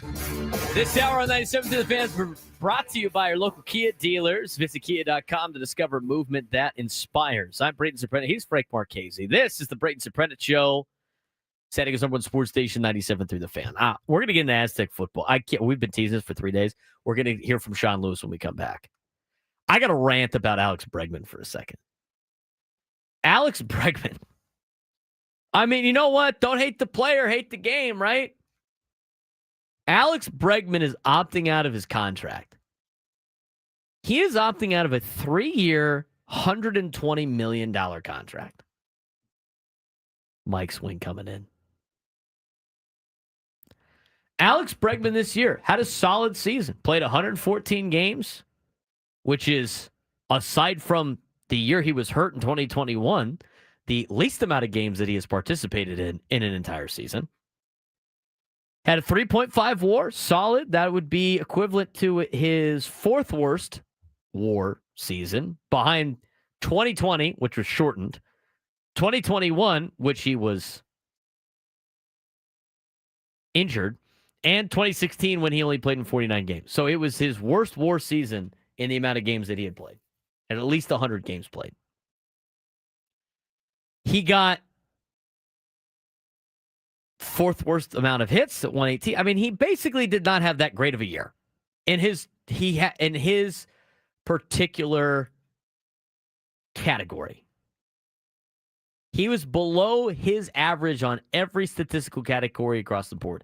He was getting paid $40 million a year. He's like, nope, I'm going to opt out. Need more money. $40 million a year. I don't know about that, but like, if 3.5 WAR gets you more than $40 million a year, what are we doing in Major League Baseball? Guy hit 273 with an 821 OPS and a 128 OPS plus. Those are solid numbers. Is that worth $40 million plus a year? Is it? Now, his numbers in 2019, an 8.9 WAR, a 296 average, a 1015 OPS, a 162 OPS plus. Hey, that guy wants $40 million bucks. We'll have a conversation. But the player that Alex Bregman was this year at age 31, I remind you, I mean, what starts to happen with players in their 30s? He wants more stability. And he opted out of $80 million guaranteed over the next 2 years because this is the time for him to make all the money he can. You know how much money Alex Bregman has made in his career? You know how much money he's made up until 2025? He has made $127 million in his career already. Now, he's a Scott Boras client, so, he's going to try to get the most. $127 million he has already earned. He had 40 this year, and he was expected to get 40 next year and the year after that. He opts out because he wants more stability. More stability. How much more stability do you need when you're getting $40 million a year? You could get $40 million for your age 32 season and $40 million for your age 33 season. And by the way, probably still sign a pretty lucrative deal. My question, though, of course, is, like, how much more do you need? How much more do you need? It's an interesting question. Like, how much more do you need? Like, does your lifestyle change between $40 million and $50 million a year. I don't know. I don't make that kind of money. Frank, do you make $40 million a year? You're funny. Where are my rich people at? Anybody in our listening audience makes $40 million a year? Do you want to tell me like how much your lifestyle would change if you made $50 million a year? He must hate Boston. I mean, that like Frank said like 2 weeks ago, he must hate Boston. That has to be the only reason why he would be out of that deal. I can't imagine him getting let's say he wants a 7-year deal. Is he going to settle for like less than 40 a year? I mean, how much money are you going to be able to get? We're talking about financial stability. This is why when these lockouts happen, I'm not on either side because it doesn't affect me. But I always find it interesting. The narrative of like players are allowed to fight and get as much money as possible, but the owners are not allowed to do that. Why can't the owners do that? Well, because they make X amount of dollars. So, like, at what point is that enough? Like, at what point of the contract is like, all right, well, he's now made what we determine enough money, so now he shouldn't be asking for more money. Let's just say hypothetically, because it's getting close, and we were pretty close with the Juan Soto deal, but let's say a player gets like $1 billion contract. We're getting close. We're getting close. Let's say a player gets $1 billion contract, Frank. If he opts out, is it like, well, you know what, he should be getting some more money, or is it like, wow, you know, he's kind of got $1 billion. I really hate where I'm playing. Huh? I really hate where I'm playing. But what I'm saying is like everybody like defends the players all the time.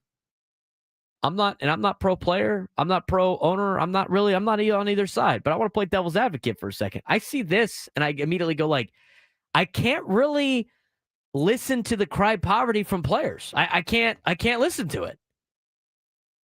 That guy opted out of $40 million a year after an like slightly above average season. Slightly above average season. But my question is like, why, if the players are allowed to earn as much as possible, right? They should be allowed to earn as much as possible. I think that's fair. Shouldn't the owners be trying to make as much money as possible? Wouldn't that be fair, Frank? Theoretically, yeah. Theoretically, yeah. But why isn't it fair? Oh, because they have $1 billion. What is the $1 billion the cutoff? So if like Juan Soto signed $1 billion contract, is he then incapable of asking for more money, Frank? Should he now stop trying to earn more money? Look at you starting to understand. I'm just saying, like, you're either for people going out there and making as much as possible, or you're not. So you can't say, like, we want to see the players try to make as much money as possible, but, like, not the owner. Why can't the owners make as much money as possible? Because meanie bobini billionaire. They inherit all the risk, Frank.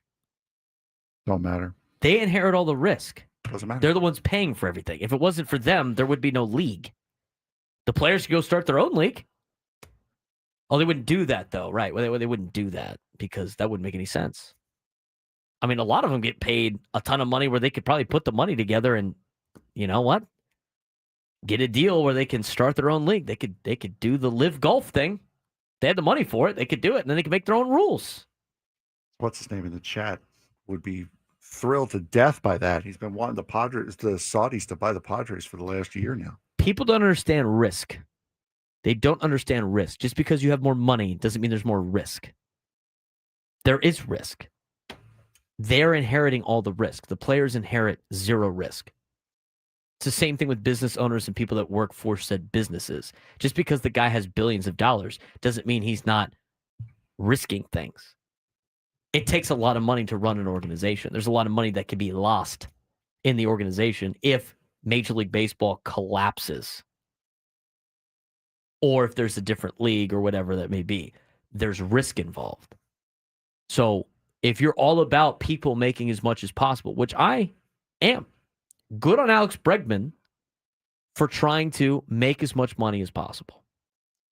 But at the same time, there isn't like this finite cutoff of like, oh, well, then these people can't. Well, they can't make. They have all this money. They can't make any more. So where's the cutoff point? This is why I don't get involved in these conversations. I don't care. It doesn't affect me. But I do find it odd when they cry like, we're not getting paid enough. And the guy's getting $40 million a year and he's opting out of it to make $50 million a year or maybe more years for stability. How much more money do you need? They could literally put all their money together and buy a team themselves. They don't do that. Why not? Because they got their money. They don't care. It's theirs now. They're going to go retire and do their own thing. It's an interesting conversation. I find it fun to discuss who deserves money and who doesn't. Who deserves to ask for as much money as possible and who shouldn't because they already have enough in the realm of society thinking they have enough. Alex Bregman turned down $40 million a year. $40 million a year to enter free agency because it wasn't enough for him. Amazing to me. It is. Hey, good for him. I mean, he's going to be great. I don't see how you could just leave that money. That's crazy. It's crazy. And you are what you're worth what somebody's willing to pay. Totally believe that. The market value. But I just find it funny, like when we get in these arguments, it's like, well, they have $1 billion, so it doesn't matter. Like they don't need any more money. They can just keep paying and paying and paying. But the players, there's no limit that they can reach. You can't have it both ways. You can't have it both ways. Yeah, the owners make a ton of money too. They're the one that invested all the money into the organization when they bought the organization. They make all their money back when they sell it. But if it goes down in value, they're going to burn a ton of money that they invested in their product. And they're the ones that make all the deals and all the TV and that. They're the ones doing all that. The players are playing. They're both compensated fairly. I just think it's an interesting topic of conversation. But this is why I'm not pro any side, because you see situations like Alex Bregman right here, who just opted out of $40 million a year. For what? Financial stability? If he comes out, he's like, I just hate playing in Boston. All right, you know what? He left a lot of money on the table to leave that place. Good for him. But that being said, I mean, how is his life going to change with the amount of money? It's the perspective of money to me is interesting. But think about that. Like, just being in the sport is big because it was created and put on TV, and a lot of the stuff happened before these players showed up. Because the guys that were playing before them weren't making as much money as they're playing now, that they're making now. 833-288-0973, 833-288-0973. I cannot wait to see what Alex Bregman's contract is. I can't wait. Can't wait. Also, I can't wait to hear from Sean Lewis about his 5-1 Aztecs and why. Frank and I say, hey, Frank, what's the key of the show?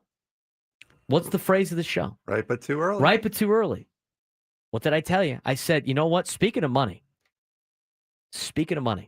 you guys could have become Jeff Bezos by listening to our prediction. There's a disclaimer in there somewhere. They're not listening to us for betting advice. We're not very good at picking games, but we were good on this one. We'll tell you when we come back on the Braden Surprenant Show, San Diego's #1 sports station, 97 to the Fan. How about them Aztecs?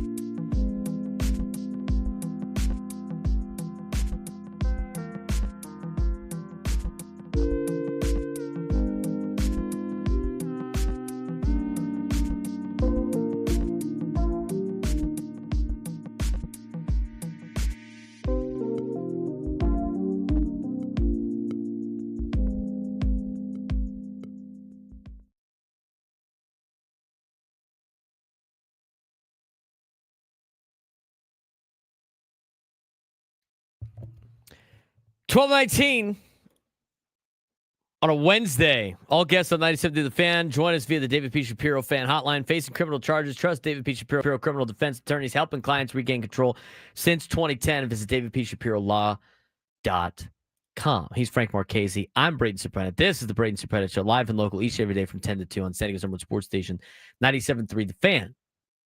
It's time, Sean. How about them Aztecs?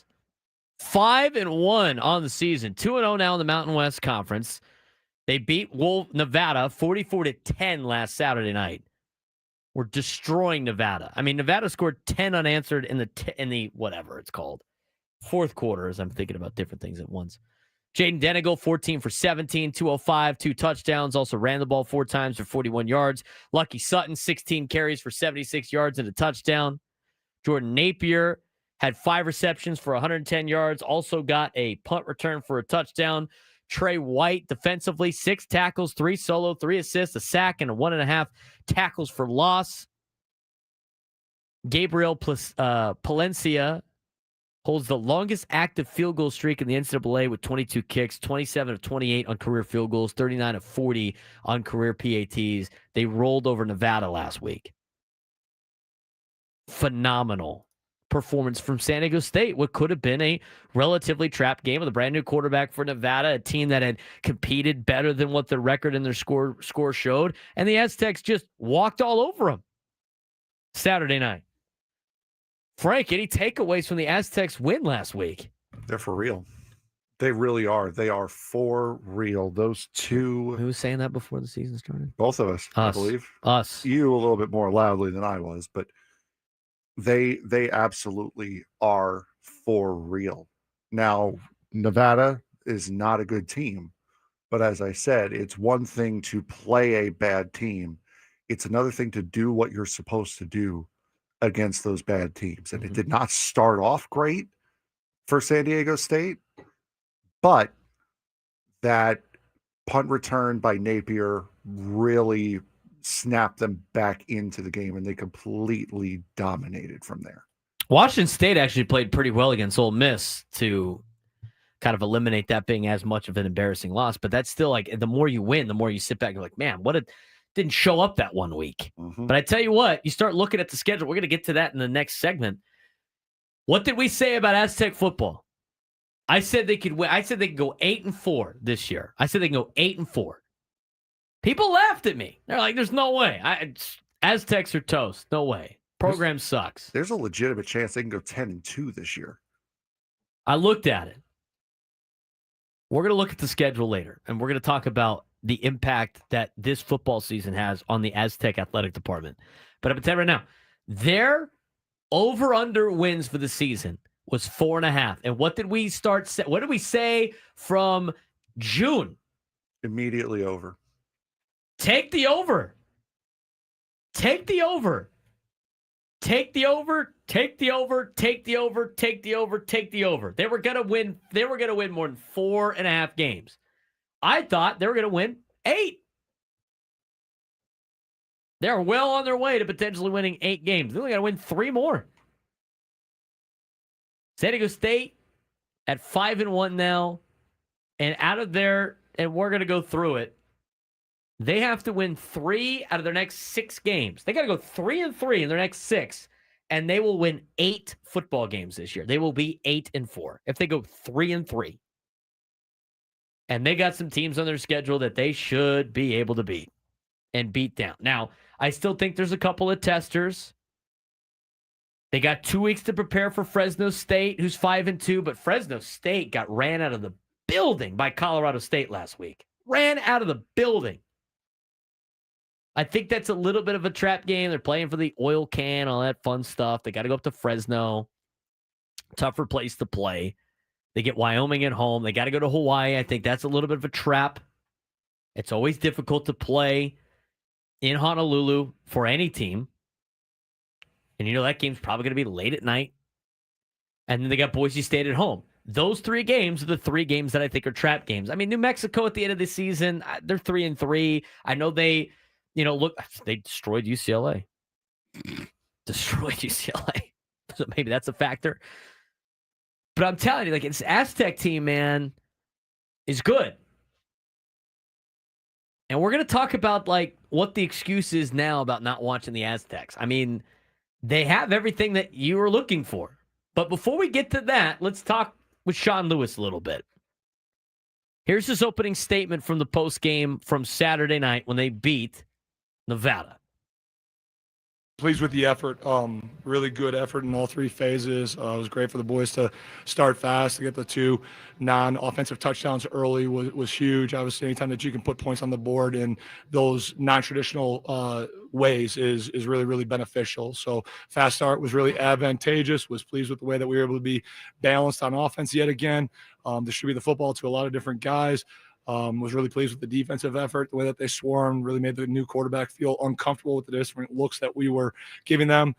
Kicking continues to be a great consistent factor for us. Gabe is doing a heck of a job, and number of times that we can put the ball up on the tee and knock touchbacks back there, and we don't have to cover those is really, really good. So wish that we would have finished a little bit better. Disappointed that we didn't find the end zone in the second half offensively, but that's me nitpicking, and that gives me some stuff going into the bye week to really dial into. So now's a good time for us to get refreshed, get recharged. Back half of the season is obviously no joke, and we got to do a great job attacking that day in and day out. Good overall performance. Obviously, he's upset about the way that they finished that game, which leads Sean Lewis to talk more about their need to play a complete game. We've been talking quite a bit, obviously, about we laid an egg the first time that we went out. The defense carried us the second time that we went out. So to take kind of that next step, right, as we talk about this climb and the journey that we're on to be improving and to continue to elevate was having all three phases put together a 4-quarter game, And so, again, the way that we started, the way that all three units played collectively well together was great to see. Now we got to start embracing kind of that next man up mentality to where no matter who's in at what point in the game, right, that the standard doesn't get compromised and that we finish appropriately regardless of circumstance and regardless of what the scoreboard is. But it was great to see, again, the first half for all that to come together and for us to take that next step in this journey. A lot of it comes with their quarterback, right? And Jaden Denegal and the progression that he's had to make throughout the season. I think he's gotten a lot better. I think it's a big reason why the Aztecs are playing a lot better in their last couple of weeks, why they've been able to put up 42 points, 34 points, 45 points, 44 points. I mean, this offense is putting up the numbers and the points that you expected them to do last season. Now, in their loss, they only scored 13. And then, of course, in DeKalb, Illinois, they put up 6 points. But they're starting to get it going a little bit more offensively, using the run game with Lucky Sutton and Byron Caldwell and Christian Washington. But also, it's Jaden Denegal and the progression he has made throughout the season. Here's what Sean Lewis had to say about Denegal. Familiarity with the scheme, knowing where the answers are. I think early on he was thinking about all things in every call, where he's really been able to narrow his focus within the calls and how it applies to each game plan that we've put together relative to the opponent that we're going to see. And again, just kind of speaks to his maturity and his level of comfort with the playmakers that are around him. Last thing for you, Sean Lewis on surpassing projected expectations for the team, obviously talking about the win-loss total for the season. They hit the over, baby. The external noise, quite honestly, doesn't bother me. I don't give it much heed unless I can use it as motivation. Just trying to get better each and every single day, truly, right? Like we took a good positive step today. We got an unbelievable opportunity next week to compete against one another and for us as Aztecs to really grow and get better during the bye week. And then obviously there's a pretty big one after that, but the vision needs to be tunnel focused on the opportunity that we have next week to really go inward, to evaluate and assess who we are, and then go out on the field and create new opportunities for us to grow and for us to compete and for us to improve. So when we get to go out on the field for real, that next opportunity, it's even better than it was tonight. The last time they came off a bye week, they beat California 34-0. So hopefully they could play off of that. And that was coming off of a bad loss, 36-13 to Washington State. Cougs are now 3-3. But you look at overall what the Aztecs have done, a 5-1 start in their first 6. They got the back half of the season now. And they got Fresno State on a 2-week on a 2-week prep with the bye. And then they got Wyoming and Hawaii and Boise State and San Jose State and New Mexico. And they're right there in the thick of things. Not only for the Mountain West Championship game, but potentially win the Mountain West. And they have it's not a crazy thing to say that they have a relative chance at making the college football playoff. Not as an at-large, but as a conference champion, a group of 5 winner. How is that going to happen? And what does this mean for the program? We'll answer that when we come back on the Braden Surprenant Show, San Diego's #1 sports station, 97.3 The Fan.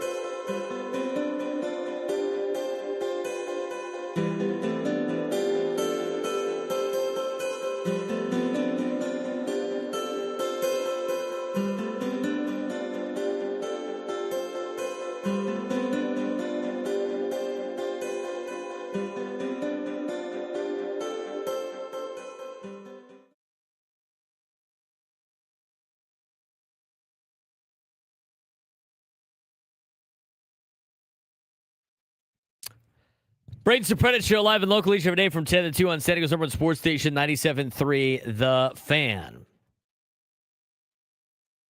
Well, if we have time to do the midday sports standoff, we will do it today.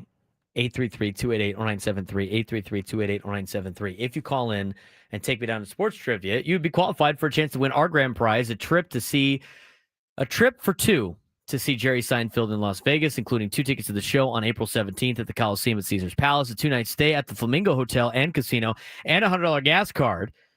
Jerry Seinfeld returns to the Coliseum at Caesars Palace on April 17th and 18th. See Ticketmaster.com for tickets. Give us a call, 833-288-0973, 833-288-0973. Let's talk about the Aztecs. And now, after recapping last week's game, finally, and getting to the upcoming schedule, there's really no excuse now for Aztec football to not be at least more popular amongst the attendance. San Diego State actually received an AP vote this week. AP top 25 vote this week. They only received 1. They received 2 points, but they got voted 24th in one of the polls. They got finished 24th in one of the polls. Aztecs football getting votes in the AP top 25. In the coaches poll, they got one top 25 vote coming in at number 25. So now you talk about the narratives around Aztec football. And I'm going to tell you right now, you start looking at where everything sits in college football, where whoever wins and whoever's the best group of 5 school that is a conference champion makes the college football playoff, San Diego State is right there knocking on the door. Now, there's a couple of things and a couple of programs you have to look out for in that particular sense. Let's talk about what San Diego State has to do right now. They obviously would have to run the table or at least put themselves in a position to win the Mountain West Conference.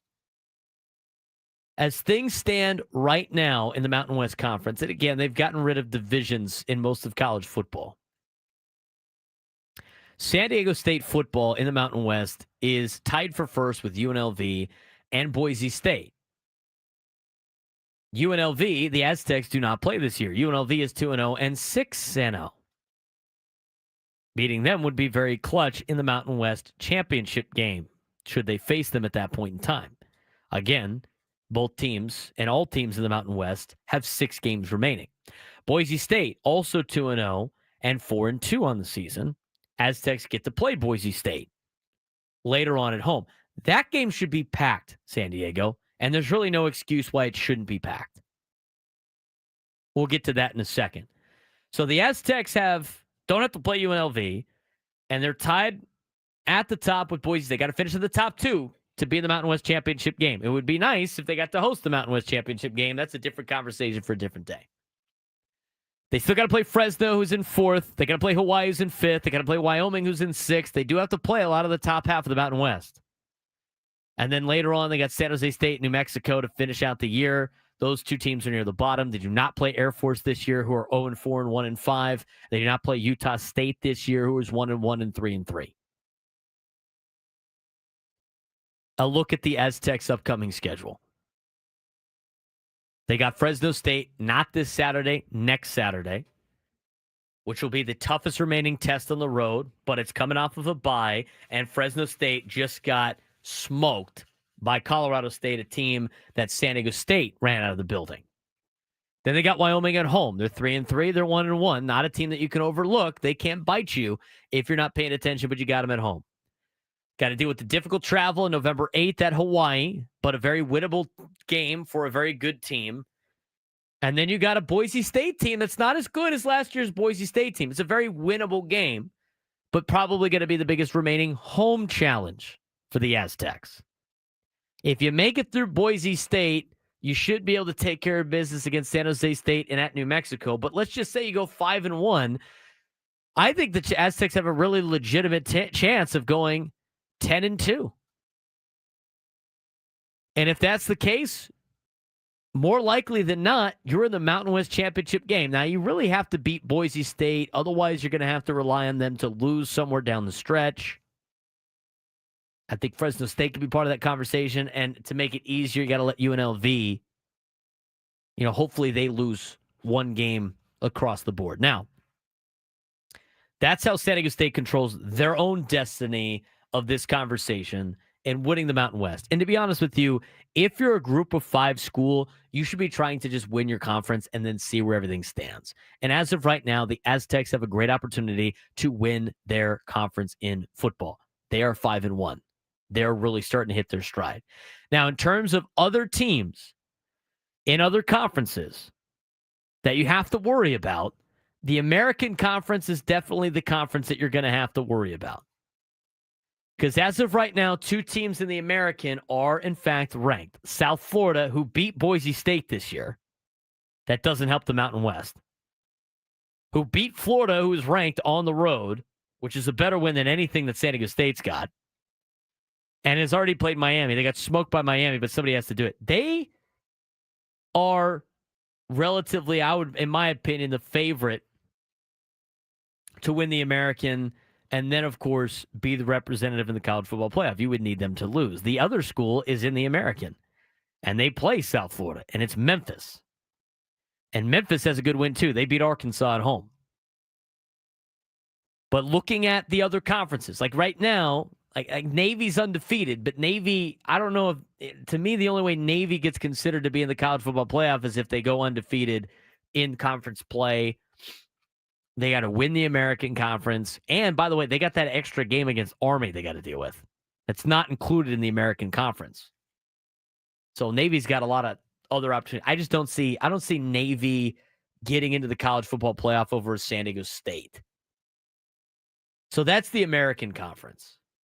Like Tulane's right there too. Like Memphis, South Florida, Tulane, Aztec fans, you need them to drop a game each. South Florida and Memphis will play each other. Probably I don't know who you really want to win that game, because whoever wins that game is going to get a little of a boost. You need neither of those teams to win the American. You go over to the other conferences. Conference USA. Kennesaw State's leading Conference USA. They're 4-2. Conference USA is not going to be competition. You go to the MAC. Frank loves the MAC. You love the MAC, Shin Frank. Love the MAC. Go Bulls. Bulls are in second. Yes, they are. They're 3-3. You're probably not going to have to worry about the MAC conference either in terms of making the college football playoff. Sun Belt, maybe with James Madison. James Madison right now would be that number 1 team coming out of the Sun Belt. James Madison this year has a loss to Louisville, and that's it. And then they have ripped through their schedule pretty effortlessly. San Diego State, it's not crazy to say they have a legitimate chance at making the college football playoff. Is it a high chance? Probably not. But they do have a chance, and that brings up the question. What more? And I guess it's early, right? I mean, it's only been 6 games, and it's 1 year, and it's hard to build the fan base back up. But, Frank, what are like the 3 to 4 things that are the reason why people don't go to Aztec games? Too expensive, boring play. Too expensive, boring play. Lack of quality opponents. Lack of quality opponents. And they're not really playing for much of anything. Don't have a chance at the college football playoff. Mm-hmm. Shade. I forgot. You forgot about the shade. I love complaining about how stupid the shade sounds. And everybody gets like, well, people have this and that. And that. Every home game is a night game this year, by the way. Correct. So let's go through it. So what was your first one you said? Too expensive. Too expensive. They have now started to flip the tickets and give you an opportunity to buy tickets at a deal. That's a good start. Number 2. What did you say?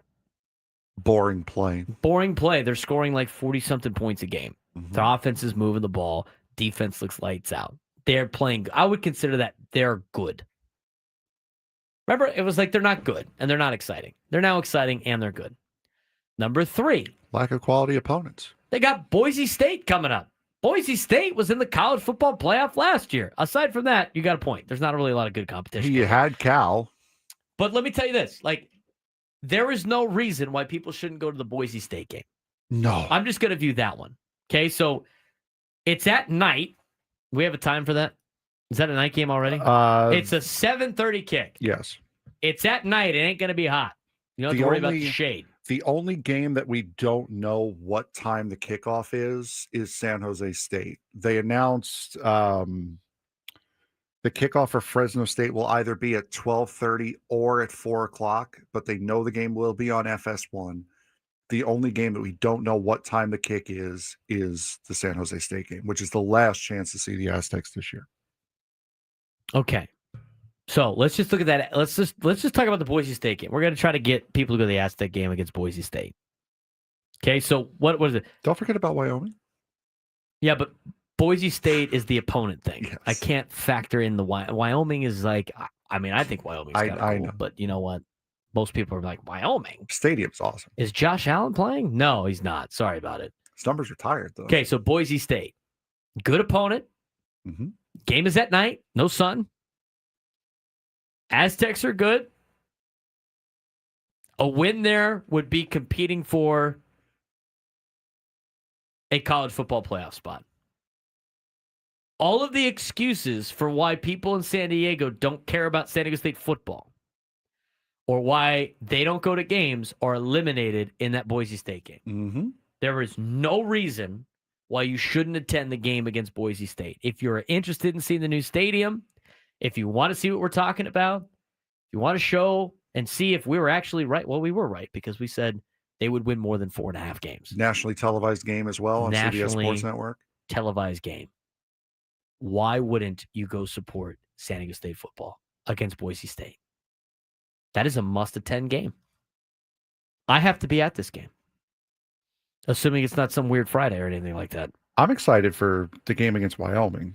I'm excited for any of those games. The biggest problem is it's 4 o'clock, which, sorry to the shade crowd, but I'm excited to get back there. It's been a while. We missed the last game because of I believe you had a game and I couldn't. Oh, Padre, you had to coach, and because of Padre baseball, the credential request completely skipped our mind because of the playoffs. But very excited to get to Snapdragon again. No reason why you shouldn't attend the game against Boise State. Aztecs, baby. How about them Aztecs? How about them Aztecs? How about them Aztecs? It's a good football team that they got there. This is huge for them. Could you imagine if they, even if they, you know what? Winning the last Mountain West championship? Not even that. Let's say they win the Mountain West championship. They go 10-2. Let's just be conservative. It's good enough to make the college football playoff. They'll get the 12 seed. Even if they go and get their ass kicked. What does that do for the program? You made the playoff. You've shown that you've proven that you can make the playoff. Correct. You're proven that you can make the college football playoff. That if they can hang with the team, that would be even better. But like I'd have to look at like what the guess of where you would be playing. Like you just got the 12 seed, right? First 4 have a bye. Yeah. You're playing like an Ole Miss or an Alabama, or I mean, if they got like a Texas Tech or something like that on the road, that's I mean, Texas Tech's good, but that doesn't seem as scary. They just got to keep it close. I think it'd be pretty good. There's no excuse now to not go to an Aztec football game. They've done a great job. 833-288-973, 833-288-973. Let's get to our midday sports standoff. Welcome to Midday Sports Standoff on the Braden Surprenant Show. I can't believe what I'm seeing right now. The ultimate head-to-head battle where sports knowledge and quick thinking collide. No, he's no good. Are you kidding me? Contestants will go toe-to-toe with Braden in a sports trivia deal where every correct answer brings them closer to victory. Down the sideline! Wow! Unbelievable! But 3 strikes and it's game over. This is not Detroit, man. This is the Super Bowl. Can you outsmart Braden? The Midday Sports Standoff starts now. All right, Frank, who we got playing today? We have Cameron in San Marcos playing today. Cameron, how you doing today, bud? Good, thank you. Appreciate what you guys are doing.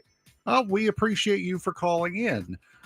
So today we have a topic, 9 potential answers here for this topic. There are 9 Super Bowl matchups that have happened multiple times. What are they?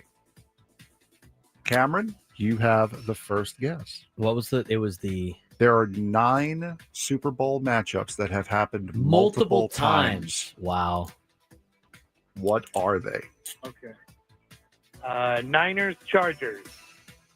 No. That'd mean the Chargers would have made the Super Bowl more than one time. Yeah. Just laughing at the comment, Sorry not your about answer, bud. Go ahead, Braden. Sorry about it. Oh, man. Bills, Cowboys. Didn't they play each other twice during the 4 years or something? Bills, Cowboys, Super Bowl 27 and 28. Cameron. There's 9 of these?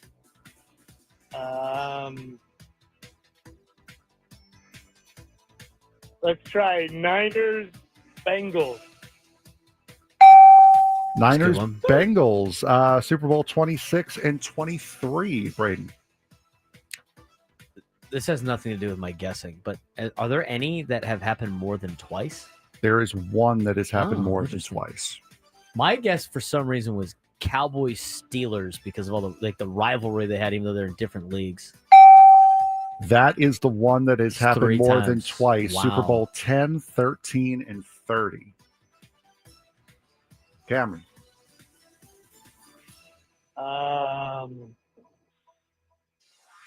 about Patriots, Giants? That's a good one. 2 very fond memories. Super Bowl 43 and 49. Braden. Chiefs and Niners is a recent one.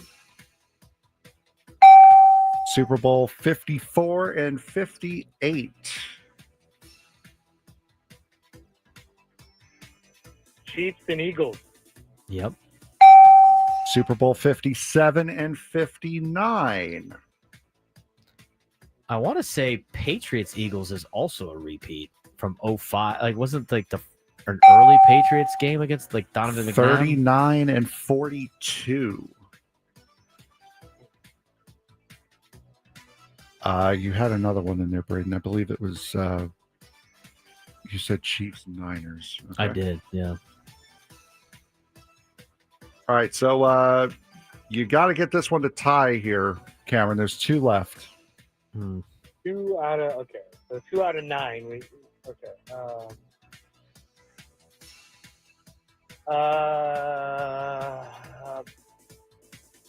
You have to go quick here. We're running up against the break. Baltimore and somebody. Baltimore and somebody, he says. Baltimore is not one of them. Braden, can you put it away here? Not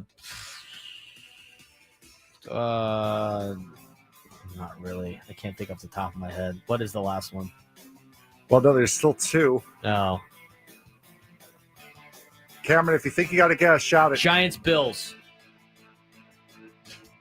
No, not Giants, Bills. Cameron, you got one? Cardinals and Cardinals have been it once. That would have been the 3rd one. Off to the next hour we go. Tony Gwynn Jr. here, and one thing you will always get on our show is Padres Talk. We'll talk about the biggest news, reports, and give our thoughts all off season long from 2 to 6 p.m. on your home for Padres Baseball, 97.3 The Fan.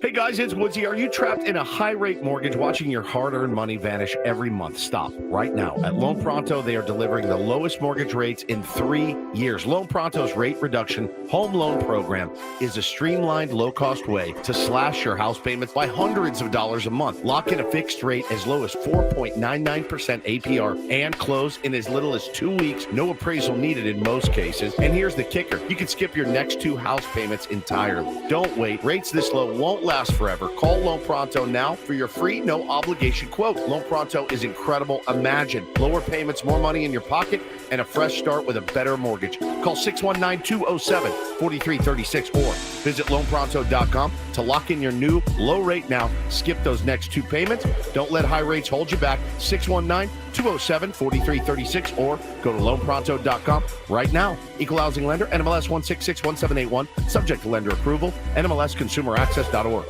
Auto insurance bills can be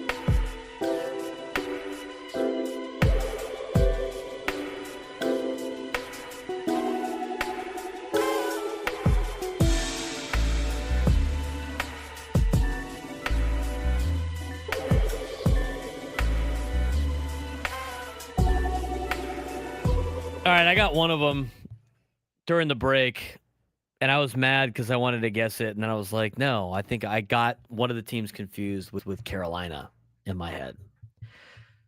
But the question was, for the Midday Sports Standoff, there have been 9 Super Bowls that have repeated. Can you name the teams that have played each other multiple times in the Super Bowl? And so we went through a couple of them. I had...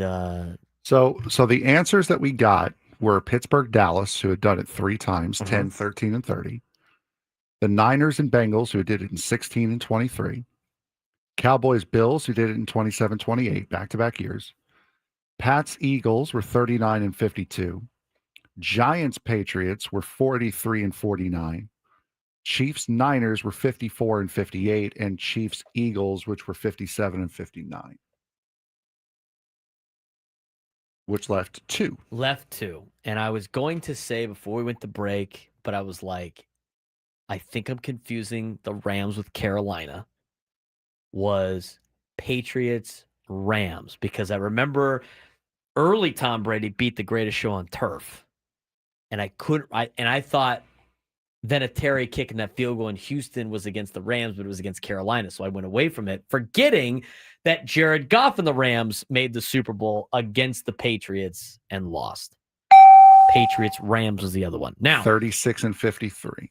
Frank told me the last one because I couldn't think of one, and I had to go to the bathroom, so I wasn't going to sit there for that long. And I said, I give up. Go ahead and tell me. And the answer he gave me, I wasn't going to guess anyway. But the last answer was... The Miami Dolphins versus the Washington Commanders met in Super Bowl 7 and 17. Chris Ella would have got that. You would have gotten that. Chris Ella would have got that. All right. He was just starting his sports radio career, I believe, around Super Bowl 7.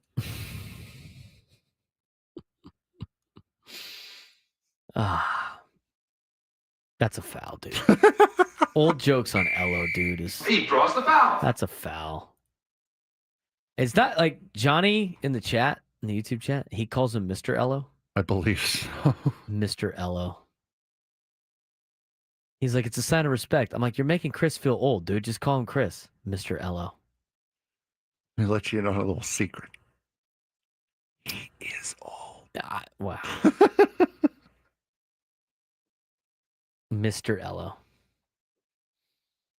I just old jokes on Ello. You're gonna draw a foul. They're gonna be funny. You're gonna get a laugh, but it's gonna draw a foul. It's drawn contact every single time. I'm not gonna not appreciate it, but you're also not getting away with it. It's like taking a charge, but you got the blocking call. The effort was there, but we knew you weren't gonna get the charge. That was block right here.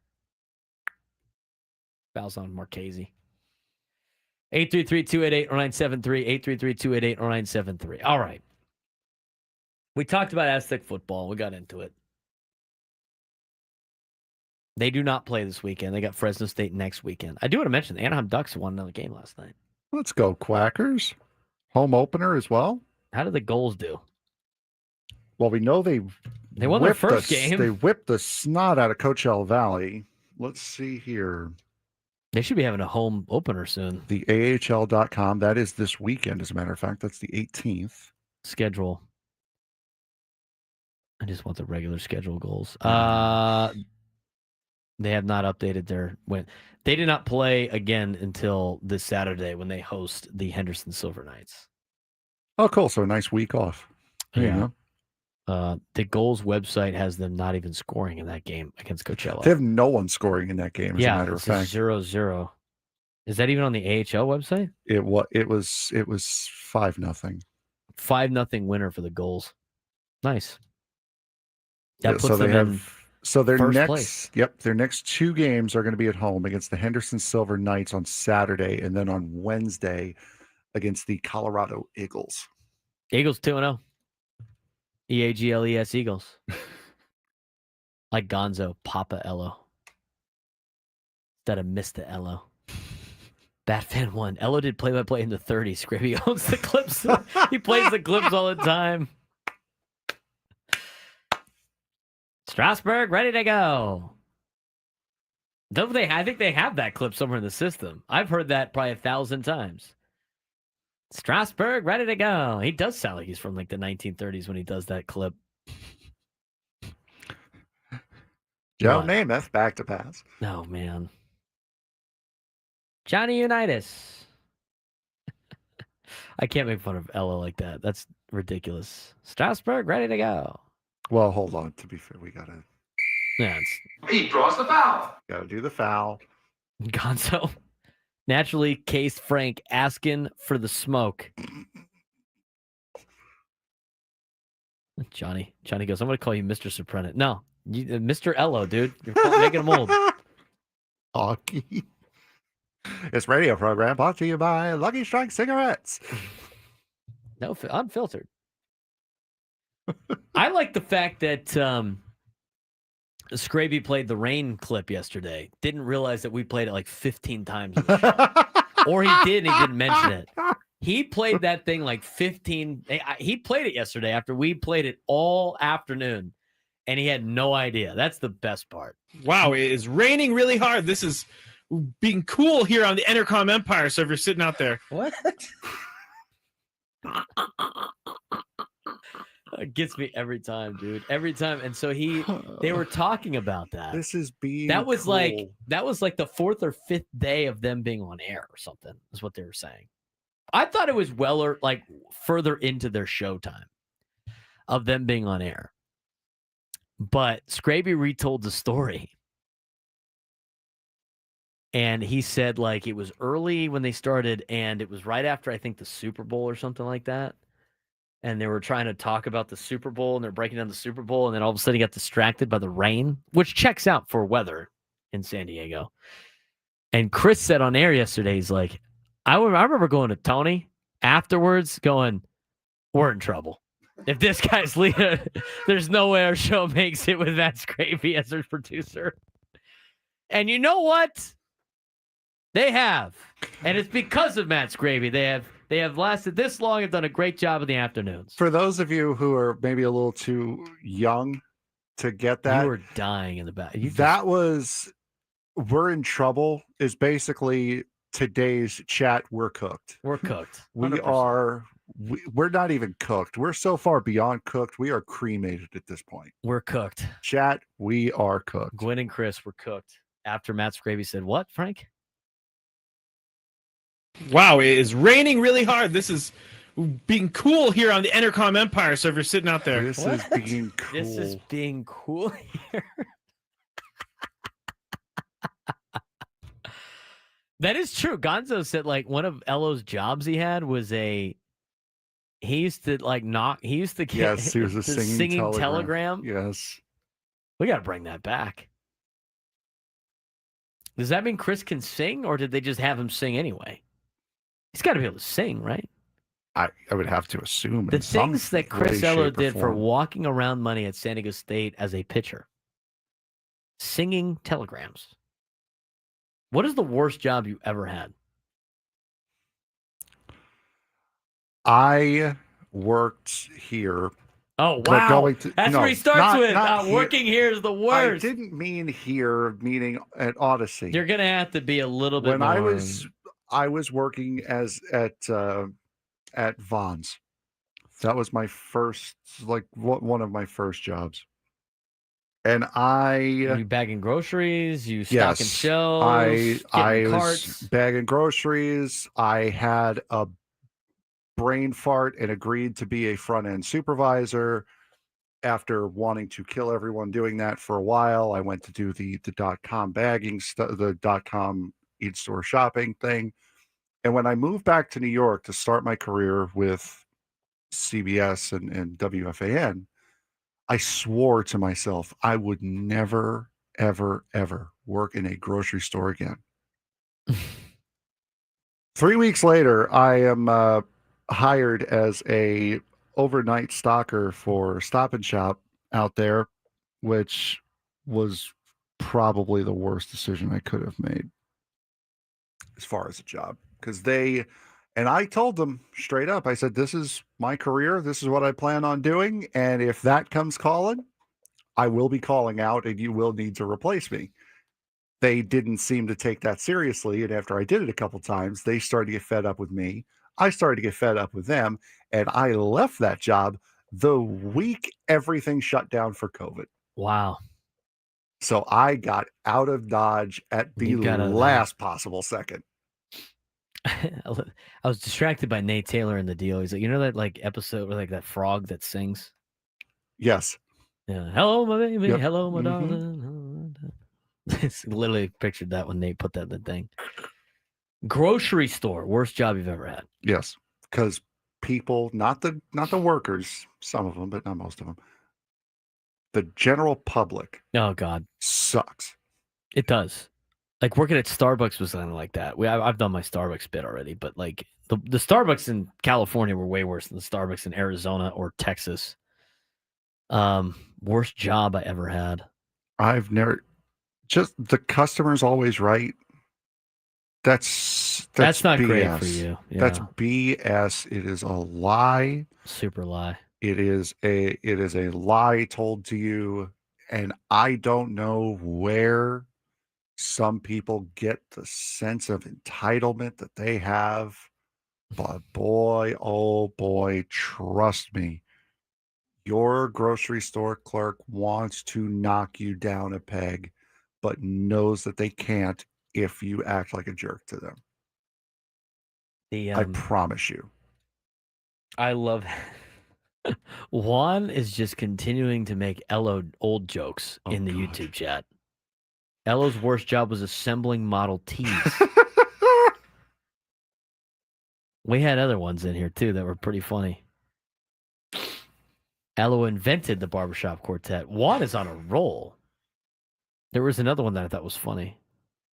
Another Ello job. Go Aztecs. Ello was partying with Bart Starr and Max McGee in that first Super Bowl. Juan asks, are you Coach Surprenant or Coach Braden for your kids? I'm Coach Surprenant, but there's two of us because my dad coaches too. So it's like, it's always a question of which one we're talking about. So I'm Coach Younger Surprenant. Sometimes I get Coach B Serp. Not as cool. The kids call me B Serp sometimes, but sign spinner for a Halloween store. That's a good one. Brutus Fan 619 selling Sears vinyl siding was a trap job. I didn't know what. That's what I got signed up for. Rod was a busboy at Soup Plantation. Wow. People don't tip. Of course they don't, because you don't have a waiter. You're doing everything yourself. They probably forget about the busboy cleaning all the bowls and stuff. I bet you Rod has seen some disgusting things at Soup Plantation. I bet you he's seen some disgusting things at Soup Plantation. What else we got? Anybody else on there? The Starbucks thing was one thing. I worked a job in college called Froggy 5-0, which is already kind of stupid with a name. It was on campus, I'm assuming. Yeah, so like what the job was, and I was doing this for a little extra money, so I was working the football job, and all that money just went to tuition because TCU is expensive. And then on top of that, I needed some walking around money, to cover like rent and stuff and being able to pay for groceries instead of saving my per diem over the road trips and then going to the grocery store with that. I worked this job. I would pick up some other shifts doing other things. And I did for a little bit before I was getting paid to do broadcasting work at TCU. Ella was a busboy at a Cowboy saloon. Juan's just on fire. I did Froggy 5-0. So what it was, and it was before like Uber and Lyft got super popular, but it was kind of like that on campus. Mm-hmm. So I'd work Thursday nights. And unfortunately, I worked this in the fall. So it was like colder in Texas at the time. But you would do this like rideshare thing with golf carts on campus to get students from one side of campus to the other. So they have to walk alone kind of deal. Mm-hmm. And so it would start at sunset and it would go to like 2 in the morning. 1 in the morning? I think it went to 1 in the morning. And so like I would be in a golf cart driving around TCU, and then people would call the dispatcher. Yeah. So it was a taxi service. It was a taxi service. Yeah. So they would call, like, it was mostly girls, and they would call the dispatcher at TCU PD and ask for a ride. And then they would radio to us, need a pickup for whatever. Like we all had numbers. So I had a number, which I don't remember. And every building had a number. And it would be like, I need you to pick up 4 at 15 over. Like, all right. I'd be like, look, okay, that's on the other side of campus. Okay. So I'm trying to drive over there and pick these people up. So I'd pick up these, I'd either pick up try-hard kids that were going to the library on a Thursday night at like 10 o'clock at night, or I'd pick up some drunk sorority girls that were going to a pickup spot for their Uber to go downtown. Hell yeah. Those were the fun ones because they would just outlandishly say things that you just off the cuff, girls. I mean, they did not care. The drunk dudes would be talking about sports. The drunk girls would be talking about X-rated things that I didn't need to hear about at all. especially the freshmen and the sophomores. And I would just be like, what are they? I'd be sitting there driving. I'd play music because that was cool. I played music that I liked.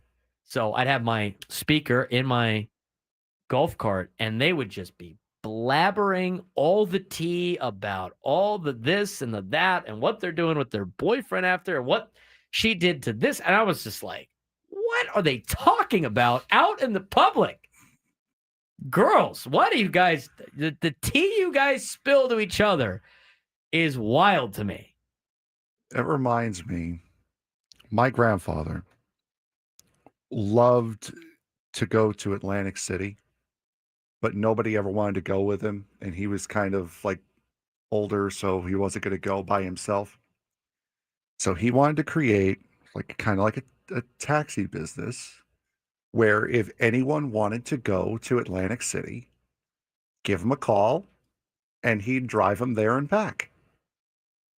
You know what he wanted to call it? What? Rent a companion. Rent a companion. That's probably not the best phrasing No, for something. you think? No. Just to go to Atlantic City. Anyone want to go to Atlantic City and gamble? Call Rent a companion. Yeah, I'm sure that's not going to get red flagged. You would get a 60-plus-year-old man instead of what you were probably expecting. The clientele for that would not have been great. Yeah. Not a great idea, Frank. Yeah, the first night I did the Froggy 5-0, I got a flat tire on my golf cart. Thing popped, and I'm like, dude. Thanks for that. And my tire got popped right where they had like a formal. I was not in a fraternity, so didn't participate in the whatever. And like these fraternities and sororities do these joint like formals, and I blew out a tire right where the drop off was. And there was some instance there where like TCPD had to be there for some drunken incident of a minor drinking and some other things while I'm trying to fix my tire. And I'm just like, oh God. Some kid's doing a breathalyzer test, and I'm just like fixing a tire on a golf cart. Speaking of which, Texas A&M police God, had a time. I think that's they something had we a could talk- time. We'll talk about that when we come back. What a batting average! I'm gonna say batting average. What did the guy have with him? Oh my! Texas A&M PD is having a great time on social media for home games. We'll talk about it when we come back.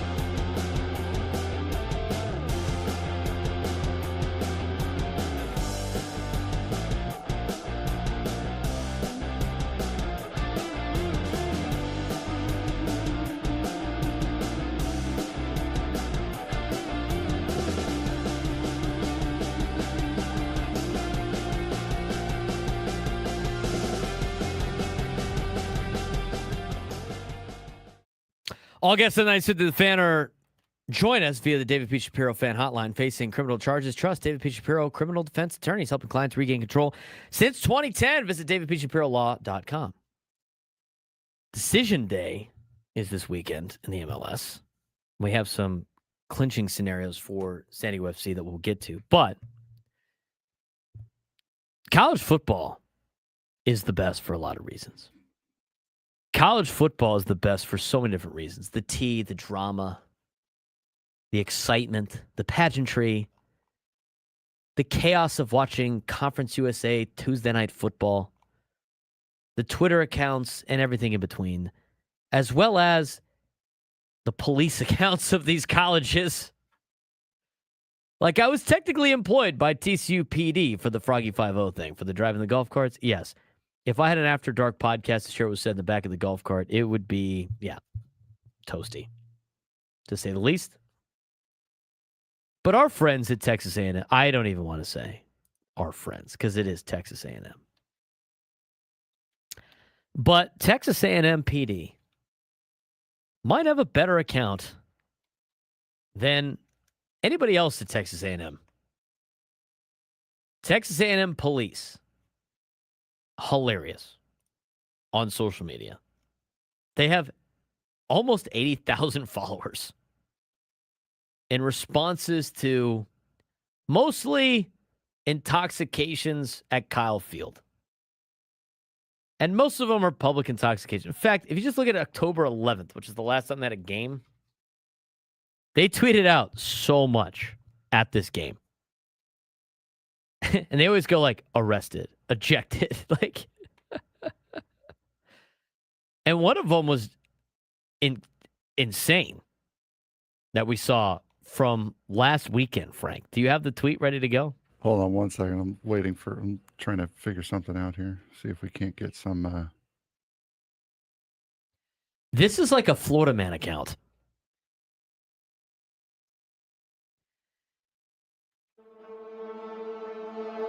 Got to get the crime detective music. Is this generic, or are we going to get banged for this? This is generic. It's royalty free. First one of the day.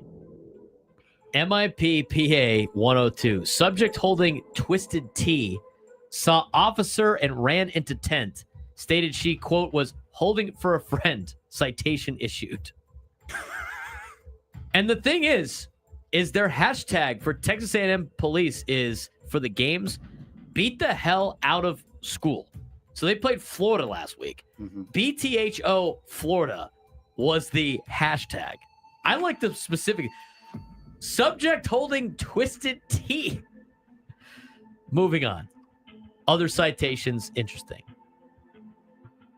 Public intoxication, Kyle Field Plaza. Is this the biggest one? We got to save the biggest one for the end.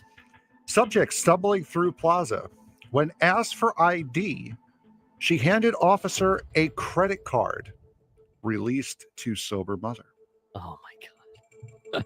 Which I don't know. What's worse, getting arrested or being drunk at a college football game and your mom has to come and pick you up? MIP NEAT. I think NEAT is an acronym. I don't speak police, so I don't know. Texas A&M police. MIP NEAT. I'm just call it NEAT. It sounds funnier. NEAT. Natural light beer in pocket. Citation issued. Ejected. Hashtag beat the hell out of Florida. Next. Public intoxication, level 7 concession. Subject asking people to buy them alcohol. Arrested. No, that's not great. How about this one? This is insane with the pockets. MIP. Neat. I don't even know what that means. I'm going to sound like an idiot saying it. 3 natural light beers and 1 twisted tea in pocket. Citation issued. Ejected. Guy was smuggling in 3 natties and a twisted tea into Kyle Field. Oh, God. What else we got? Failure to ID. Section 237. Contacted subject who was stumbling, provided wrong date of birth to officer 3 times. Oh, no. Arrested. One. Yo, Texas A&M's keeping it pretty twisted. Public intoxication, Legacy Lounge. Subject kept trying to enter the lounge without credentials. Released a sober friend. Ejected. I didn't know this one that was the best one of the day, which we're going to get to, involved the sandwich. That makes this even better. Public intoxication. Subject had blood on shirt and nose. Declined medical treatment. Arrested. Hashtag beat the hell out of Florida. Well, that might have gone to a different level. Yeah, no kidding, huh? Oh, there was another one. Releasing a sober father. Releasing a sober friend. There was one that was... Vaping. Seat. Ejected. There was one that the guy was released to a sober friend who then turned out to be intoxicated. I saw the one from a couple arrested. weeks ago. All right. I think we've gone through almost all of them. Yes. Here's the one big of the one. day. You want to read it or you want me I to? got it. Gonzo, I want to know the flavor of twisted tea. Here we go. Texas A&M police tweeted this out on October 11th. Public intoxication. Aggie Park contacted a subject eating a sandwich with a water jug of whiskey. A water jug of whiskey. Like a gallon jug of whiskey. BAC was 337. Released to EMS. No 337. Kidding. That was my response to you was when I sent you that. He would have won a batting title. Yeah, when I sent you that, when you have a blood alcohol content higher than most Hall of Famers batting averages, you are having yourself a night.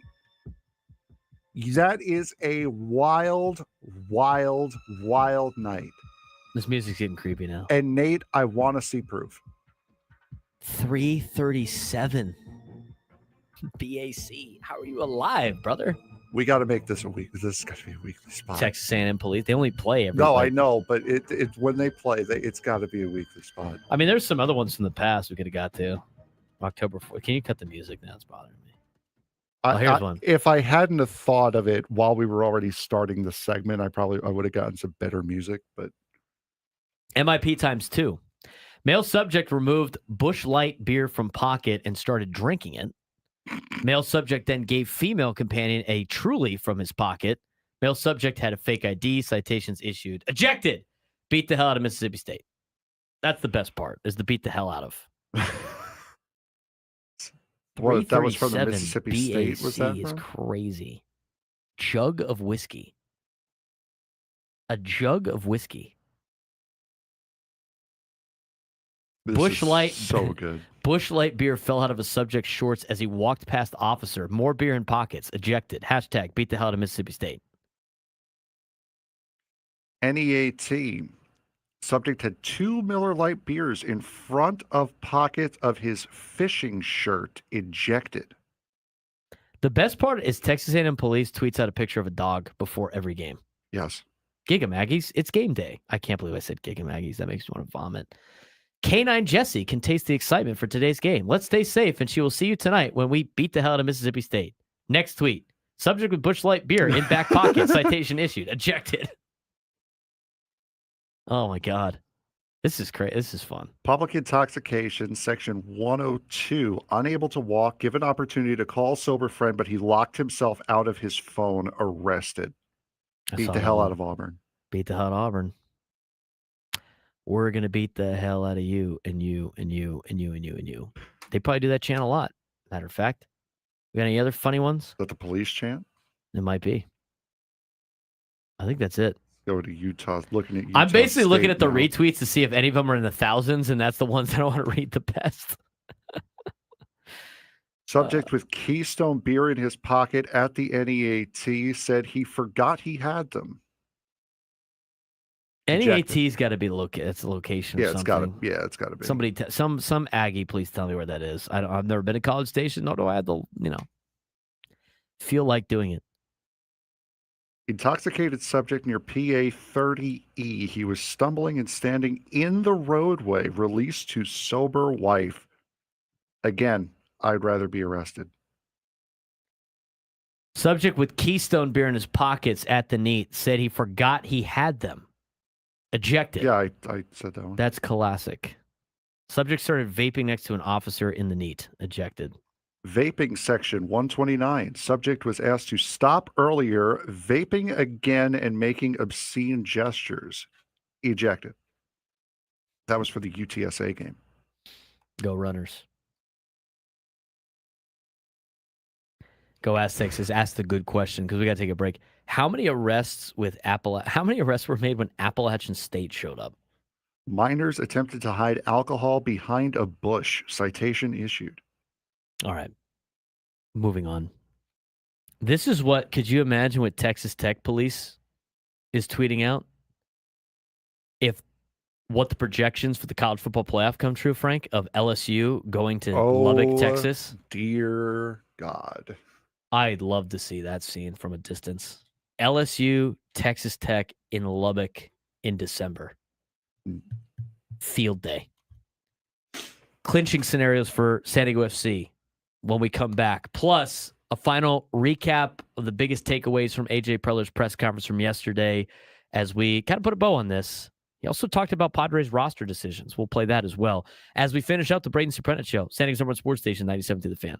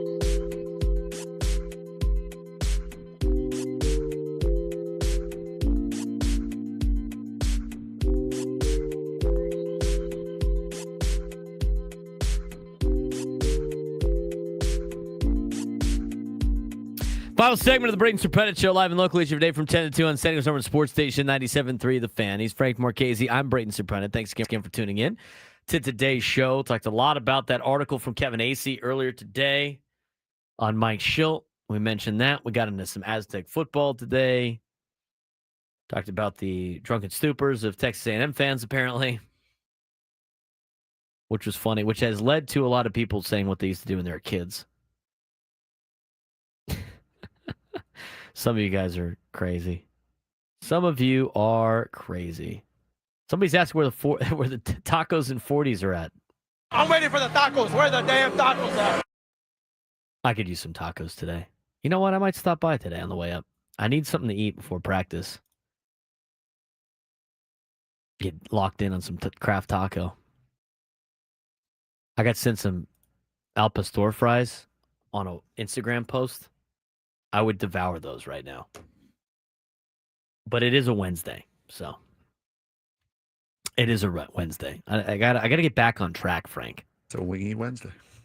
I mean, I had wings yesterday on a Tuesday. I should have tacos on Wednesday. See, you know what? I flipped it perfectly. I had to get something at Pitchers. I got garlic parm wings.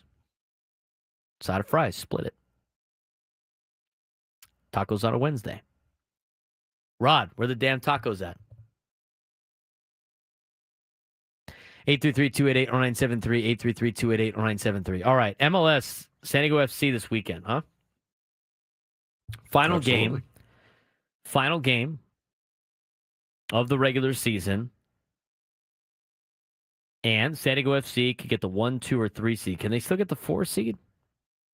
I don't believe so, no. So they're going to be top 3. Based on what San Diego FC pointed out, if San Diego FC wins versus Portland and Vancouver loses to Dallas, San Diego FC gets the 1 seed. If San Diego FC has a draw versus Portland and the LA Galaxy draw or lose versus Colorado, they will be guaranteed the 2 seed. LAFC, not the Galaxy. LAFC.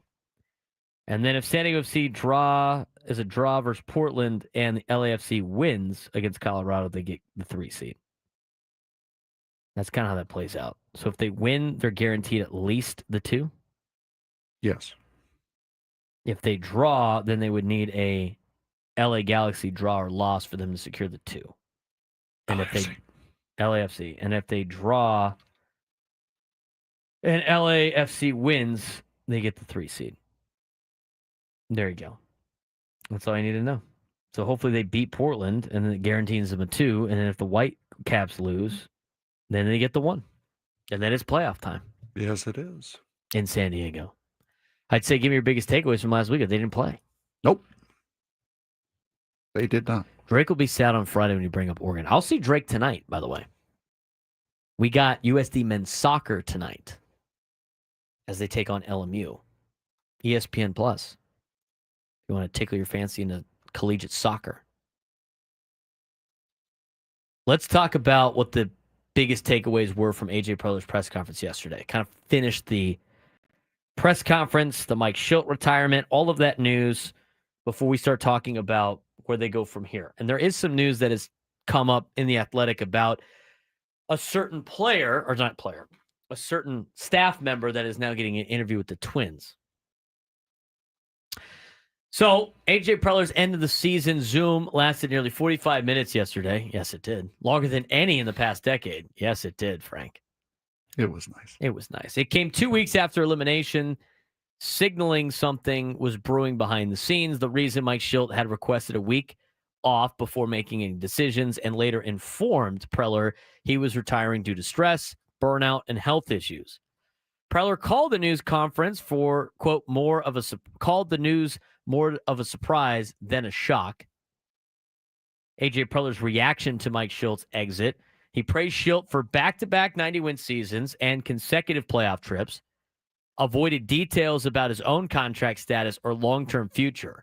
It was reported earlier today or late yesterday, according to Jeff Sanders, in an article about how the managerial job is a very attractive job in Major League Baseball, the managerial job for the Padres.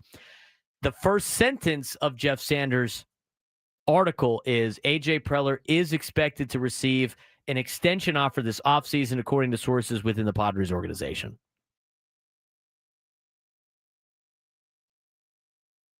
AJ Preller reiterated he wants to find a manager who can stay 10 years, a lofty goal given the recent track record of managers.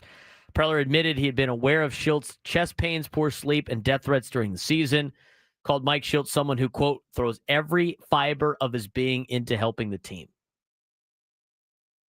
Shildt becomes the 5th full-time manager to leave under AJ Preller. Since 2019, Machado's signing and Tatis's debut, no manager has lasted more than 2 seasons.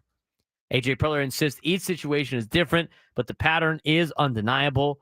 Despite that, he says San Diego remains a, quote, fun, demanding place to work that sets a high bar.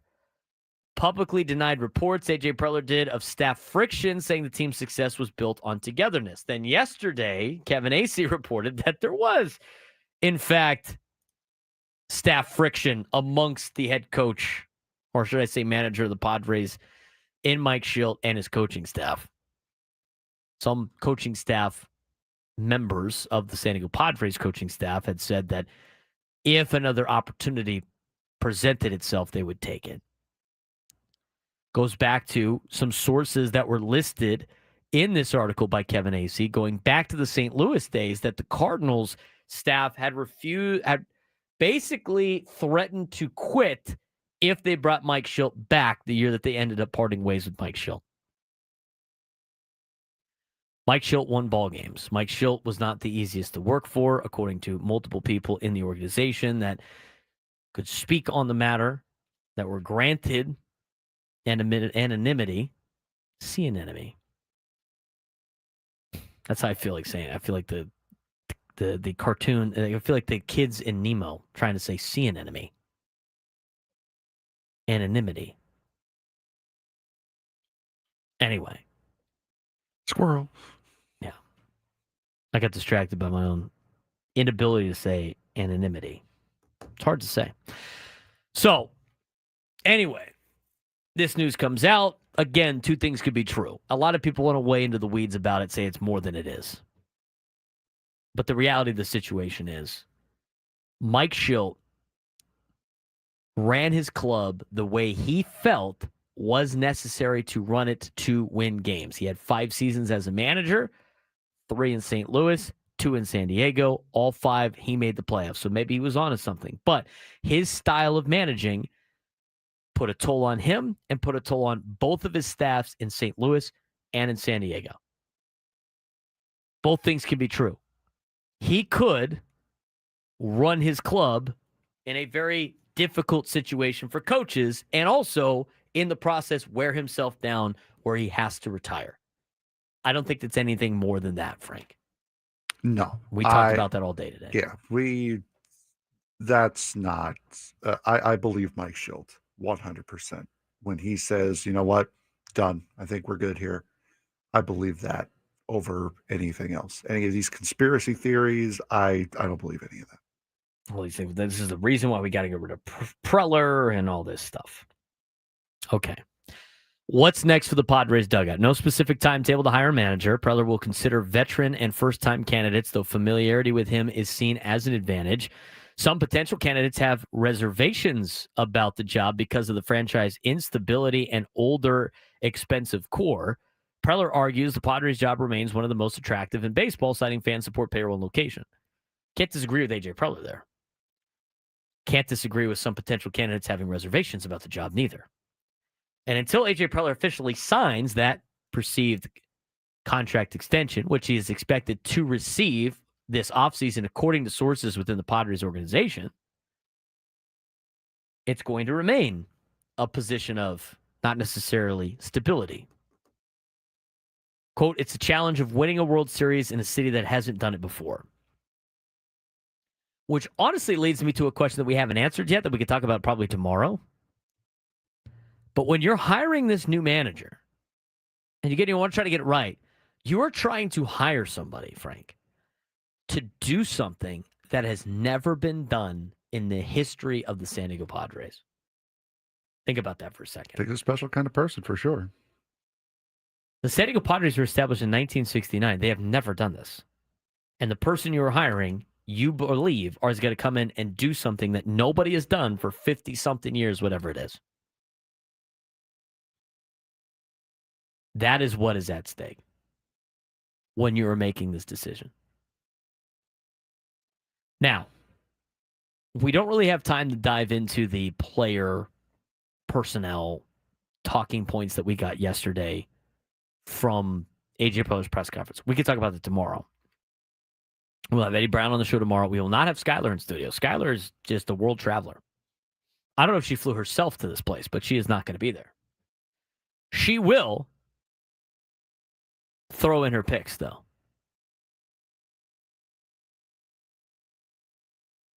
If you wanted to know what we thought about the Kevin Acee article, go back and listen to the first hour. We did talk about it ad nauseum at the first hour. Anyway, here's a couple of things that popped up today. Number one, Twins are interviewing Nick Punto for a managerial job. Nick Punto has been on the Padres staff. Nick Punto is getting an interview with the Twins should the Padres grant an interview with Nick Punto. Padres allowed the Twins to interview Nick Punto. Does that tell you that they're not interested in potentially interviewing Nick Punto? Maybe. Who knows?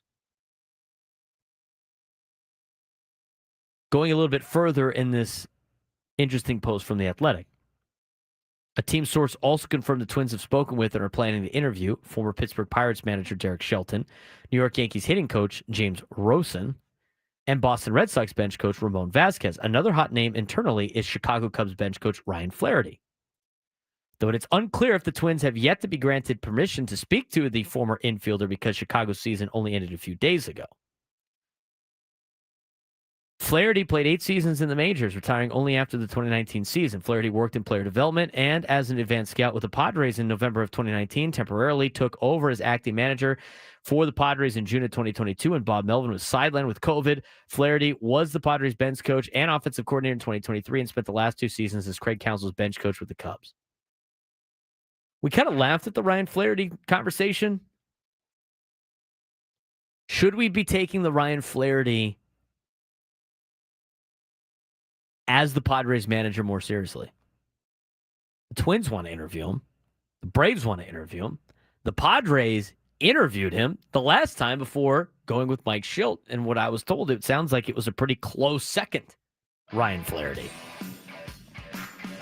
Can Ryan Flaherty be the manager that wins the first World Series in Padres history? That is a question we will ask tomorrow as we get you more news around the other teams in Major League Baseball that need a manager. He's Frank Marchese. I'm Braden Surprenant. This has been the Braden Surprenant Show, live and local each day from 10 to 2. Quinn and Chris coming up next. We'll talk to you tomorrow. San Diego's number sports station, 97.3 The Fan.